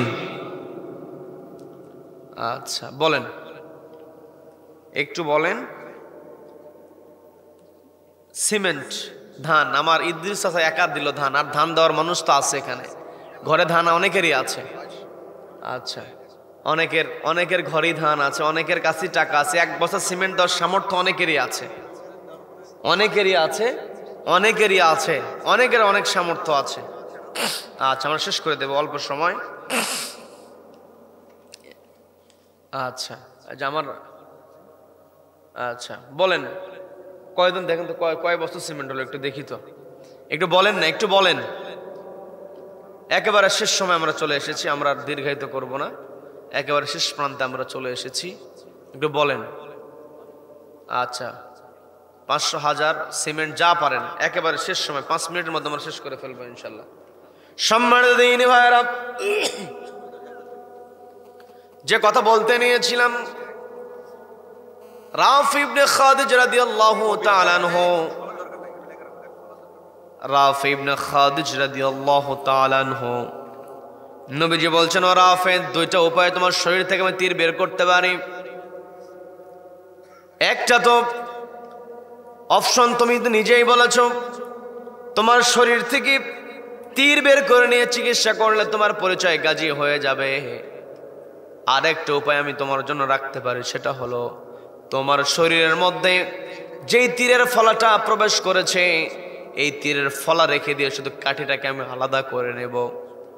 তোমার দেহের মধ্যে লোহার টুকরা থেকে যাওয়ার জন্য তোমার ঘা কখনো শুকাবে না, ক্ষতস্থান কখনো শুকাবে না। যতদিন পৃথিবীতে বেঁচে থাকবি তোমার চিকিৎসা করতে হবে, তোমার যন্ত্রণা সহ্য করতে হবে। ওই ক্ষতস্থান কখনো সারবে না। ক্ষতস্থান নিয়ে তুমি যদি মারা যাও, ওই ক্ষতস্থান নিয়ে যখন তুমি কিয়ামতের ময়দানে হাজির হয়ে যাবে, ওই ক্ষতস্থানটা দেখি আমি তোমার জন্য আল্লাহর কাছে উহুদের শহীদ হিসেবে সুপারিশ করব। বলেন না সুবহানাল্লাহ? সবাই বলেন সুবহানাল্লাহ। এই কথা বলার পর নবীজি বলছেন, তুমি যদি সিদ্ধান্ত নাও তীরের ফলা রেখে দাও, আমি রেখে দিতে পারি। তোমার সিদ্ধান্ত একটু ভেবে চিন্তে নিতে হবে, কারণ দেহের মধ্যে লোহার খণ্ড থেকে যাওয়া কষ্ট আছে না নাই? সবাইকে বলতে হবে কষ্ট আছে না নাই? এই কষ্ট আমার মরণ পর্যন্ত করতে হবে। তুমি যদি কষ্ট করতে পারো, ভেবে চিন্তে তুমি সিদ্ধান্তের কথা বলো। রাফি ইবনে খাদিজ বলছেন, ইয়া রাসূলুল্লাহ, ইয়া হাবিবাল্লাহ, আপনি যেহেতু আমাকে এখনো উহুদের শহীদ হওয়ার জন্য অফার আমাকে দিয়েছেন, সুযোগ আমাকে দিয়েছেন, আমি দুনিয়াতে কষ্ট করতে রাজি আছি। যন্ত্রণা হোক, ক্ষতস্থানের ব্যথা হোক, আমি কষ্ট সহ্য করব, তবু উহুদের শহীদের মর্যাদা আমি হারাতে চাই না। বলেন আল্লাহু আকবার। আপনি আমার দেহের মধ্যে তীরের ফলাটা রেখে দিয়ে কাঠিটাকে আলাদা করে দেন, আমি চিকিৎসা করব। হেকিমের শরণাপন্ন হয়, কষ্ট হবে, আমার যন্ত্রণা হবে, যন্ত্রণা আমি সহ্য করব, তবু ওই যন্ত্রণার মাধ্যমে আমি সন্তুষ্টি চাই। কার? সবাইকে বলতে হবে কার সন্তুষ্টি? নবীজি রাফি ইবনে খাদিজার দেহের মধ্যে তীরের ফলা রেখে দিলেন, কাঠিটাকে আলাদা করে নিলেন। যেই দিন রাফি ইবনে খাদিজার দেহের মধ্যে তীরের ফলা নবীজি রেখে দিয়েছিলেন, সেই দিন তার বয়স কত ছিল বলেন? সবাইকে বলতে হবে কত বছর বয়স? 15 বছর বয়সে নবীজি রাফি ইবনে খাদিজার দেহের মধ্যে তীরের ফলা রেখে দিয়েছেন। আর যেই দিন রাফি ইবনে খাদিজা ইন্তেকাল করেছেন, মৃত্যুবরণ করেছেন, সেই দিন তার বয়স ছিল 86 বছর। বলেন আল্লাহু আকবার, বলেন আল্লাহু আকবার। 86 থেকে যদি 15 বাদ দেওয়া হয় 71 বছর। এই 71 বছর দেহের মধ্যে তীরের ফলা নিয়ে তিনি কষ্ট করেছেন একমাত্র কাকে সন্তুষ্ট করার জন্য? সবাইকে বলতে হবে কাকে সন্তুষ্ট করার জন্য? সে আল্লাহকে আমরা সন্তুষ্ট করতে চাই কি চাই না? আল্লাহ আমাদের সকলকে কবুল করেন। বলেন আমিন, বলেন আমিন। তার মানে আমার আপনার আজকের আলোচনা থেকে যেটা আমি আপনি বুঝতে পারছেন, আচ্ছা, এই যে আমরা পৃথিবীতে এসেছি, এই পৃথিবীতে আমাকে সবকিছু আল্লাহ আমার আপনার জন্য তৈরি করেছেন। বলেন না সুবহানাল্লাহ, সুবহানাল্লাহ। আদম আলাইহিস সালাতু ওয়াস সালামকে প্রথম আল্লাহ পাঠালেন, সেখান থেকে হাওয়া আলাইহিস সালাম, তাদের দুইজন দিয়ে গোটা দুনিয়াতে আল্লাহ আমাদেরকে ছড়ায় ছিটিয়ে দিয়েছেন। এই যে মহাব্বত, আজকে দুনিয়াতে মহাব্বত, আগের দিনের সমাজের মধ্যে তো হানাহানি দেখা যেত না, এখন আজকে সমাজের মধ্যে পরিবারের মধ্যে হানাহানি আছে না নাই? আছে না নাই? স্বামী স্ত্রী তাদের সম্পর্ক হবে মধুর সম্পর্ক, কিন্তু স্বামী স্ত্রীর সম্পর্কে এমন এমপি প্রার্থী দুইজনের মধ্যে যে দ্বন্দ্ব না আছে, যে ফাইটিং না আছে, স্বামী স্ত্রীও তার চেয়ে ফাইটিং বেশি। কি কথা বলেন? স্বামী চিন্তায় থাকে কেমনে স্ত্রী ভুল ধরা যায়, আবার স্ত্রী চিন্তায় থাকে কেমনে স্বামীর ভুল ধরা যায়। কেউ ছোট হতে চায় না। আসলে ছোট হওয়া তো নয়, স্যাক্রিফাইস করা। আমি আপনি যদি উদার হতে পারি, উদারতা আমাদের সমাজে দরকার আছে না নাই? আগের দিনে তালাকের বিষয়টা মানুষ আনতই না, আর যত হালাল কাজ আছে সবচাইতে নিকৃষ্ট হালাল হচ্ছে তালাক। আজকে স্বামী স্ত্রীর মধ্যে শ্রদ্ধাবোধ নাই, স্বামীকে মূল্যই দিতে জানে না। পাশের বাসায় ভাবিকে তার স্বামী কি দিয়েছে, মারিং কাটিং করে শাড়ি কিনে নিয়ে এসে দিয়েছে, এখন স্বামীকে ধরছে, ওই ভাবি এই শাড়ি পরছে, আমার ওটাই লাগবে। আছে না নাই? তুমি আমাকে কি দিলা? তোমার সঙ্গে বিবাহ বসার পর আমার জীবন শেষ। আছে না নাই? আছে না নাই? এই যে সম্পর্ক, এই সম্পর্ক তো ঝগড়ার সম্পর্ক না, এটা মহাব্বতের সম্পর্ক। যখন স্বামী স্ত্রীর মধ্যে শ্রদ্ধাবোধ থাকে, সম্মান থাকে, ভালোবাসা থাকে, সন্তান এগুলো দেখে তারাও কি হয়, সহনশীল হয়, তারাও দয়ার পরবশ হয়। কিন্তু স্বামী স্ত্রীর মধ্যে যখন দ্বন্দ্ব থাকে, যখন স্বামীকে স্ত্রী কোনো সম্মান দেয় না, রেসপেক্ট দিয়ে কথা বলে না, সন্তান আশকারা পেয়ে যায়, বাবার সঙ্গে বেয়াদবি করে। কি কথা বলেন? এই জন্য মা, পর্দালের মা বোনদের দৃষ্টি আকর্ষণ করে বলছি, আপনাদেরকে স্যাক্রিফাইস করতে হবে, আপনাদেরকে বুঝতে হবে, আপনাদেরকে ধৈর্য ধারণ করতে হবে। হ্যাঁ, মাদের অবদান অনেক, তাদের স্যাক্রিফাইস অনেক। এক বাড়িতে বড় হয়, সেই বাড়ির সবাইকে ছেড়ে স্বামীর ঘরে আছে, সবারই অবদান। স্বামী সংসারটাকে সাজানোর জন্য নিজের শখ আহ্লাদ, দেখবেন ঈদের মধ্যে মার্কেট সবার শেষে, বাড়ির যিনি স্বামী অর্থাৎ যিনি বাবা হন, সবার শেষে মার্কেট তার হয়। স্বামী স্ত্রীকে মার্কেট করে দিচ্ছে, সন্তানকে মার্কেট করে দিচ্ছে। কিন্তু নতুন কিছু জামা যদি একটু পরিষ্কার জামা থাকে, বলে থাক এই বছর আর আমার মার্কেট করার দরকার নেই। কি কথা বলেন? এই যে স্যাক্রিফাইস, এটা আপনাকে বুঝতে হবে। আপনার স্বামীর প্রতি শ্রদ্ধাশীল হতে হবে। কি কথা বলেন? কি কথা বলেন? অবশ্যই শ্রদ্ধাশীল হতে হবে। আপনি আপনার স্বামীর মন জয় করবেন। আবার স্বামীদেরকেও বলবো, স্ত্রীর প্রতি খেয়াল করবেন, তার মোটিভ বোঝার চেষ্টা করবেন। বিশেষ করে মা বোনদেরকে দৃষ্টি আকর্ষণ করে বলবো, আপনি আপনার বাড়িঘর ছেড়ে এসেছেন যে স্বামীর জন্য, ওই স্বামী আপনার জন্য এত স্যাক্রিফাইস করছে, যার জন্য আপনি সব কিছু ছেড়ে চলে আসলেন, তাকে আপনার বুঝতে হবে, তাকে আপনাকে জানতে হবে, তার সঙ্গে সাপোর্ট দিতে হবে। এই পৃথিবীতে একজন পুরুষ যদি সফল হতে চায়, সেই পুরুষের সফলতার পিছনে অবশ্যই নারীদের অবদান থাকে। কি কথা বলেন? কি কথা বলেন? হয় মা হিসাবে, অথবা বোন হিসাবে, অথবা স্ত্রী হিসাবে, কোনো না কোনোভাবে স্ত্রী অর্থাৎ মায়েদের সহযোগিতা অবশ্যই লাগে। একটা পুরুষকে সফল হওয়ার জন্য স্ত্রী যেমন তার নিয়ামক হতে পারে, আবার একজন সফল পুরুষকে ধ্বংস করার ক্ষেত্রে একজন নারী মুহূর্তের মধ্যে সবকিছু করে ফেলতে পারে। কি কথা বলেন? একজন পুরুষকে নারী সুন্দর করে সাজাতে পারে, আবার ধ্বংস করতে পারে।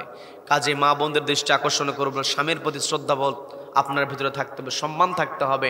আপনাকে দেখে দেখে আপনার সন্তানেরা শিখবে। এই জন্য মা বোনদেরকে বলছি, মা, পরিবারের ব্যাপারে আপনার বড় দায়িত্ব। নবী যদি স্পষ্ট বলেছেন, প্রত্যেকটা স্ত্রীর দায়িত্ব হলো তার স্বামীর পরিবার এবং সন্তানদেরকে দেখে রাখা, স্বামীর প্রতি শ্রদ্ধাবোধ দেখানো। কাজেই মা, আপনাকে দৃষ্টি আকর্ষণ করে বলছি, আপনার স্বামীর প্রতি শ্রদ্ধাশীল হবেন। আপনি স্বামীর প্রতি শ্রদ্ধাশীল যখন হবেন, আপনার উপর আল্লাহর রহমত বরকত থাকবে। আবার স্বামীদেরকেও বলবো, আপনারাও স্ত্রীর প্রতি দয়াবান হবেন। সব কিছু মিলে সর্বোপরি আমাদের স্যাক্রিফাইস করতে হবে। দ্বন্দ্ব করলে হবে না, প্রতিদ্বন্দ্বিতা চলবে না। কি কথা বলেন? কি কথা বলেন? প্রতিদ্বন্দ্বিতামূলক আচরণ থেকে বের হয়ে আমরা যেন পরিবারটাকে সুন্দর করে সাজাতে পারি। মা বোনেরা যেন স্বামীদেরকে শ্রদ্ধার মাধ্যমে পরিবারের জন্য শান্তি আনতে পারে। মা বোনদেরকে আল্লাহ কবুল করেন, বলেন আমিন।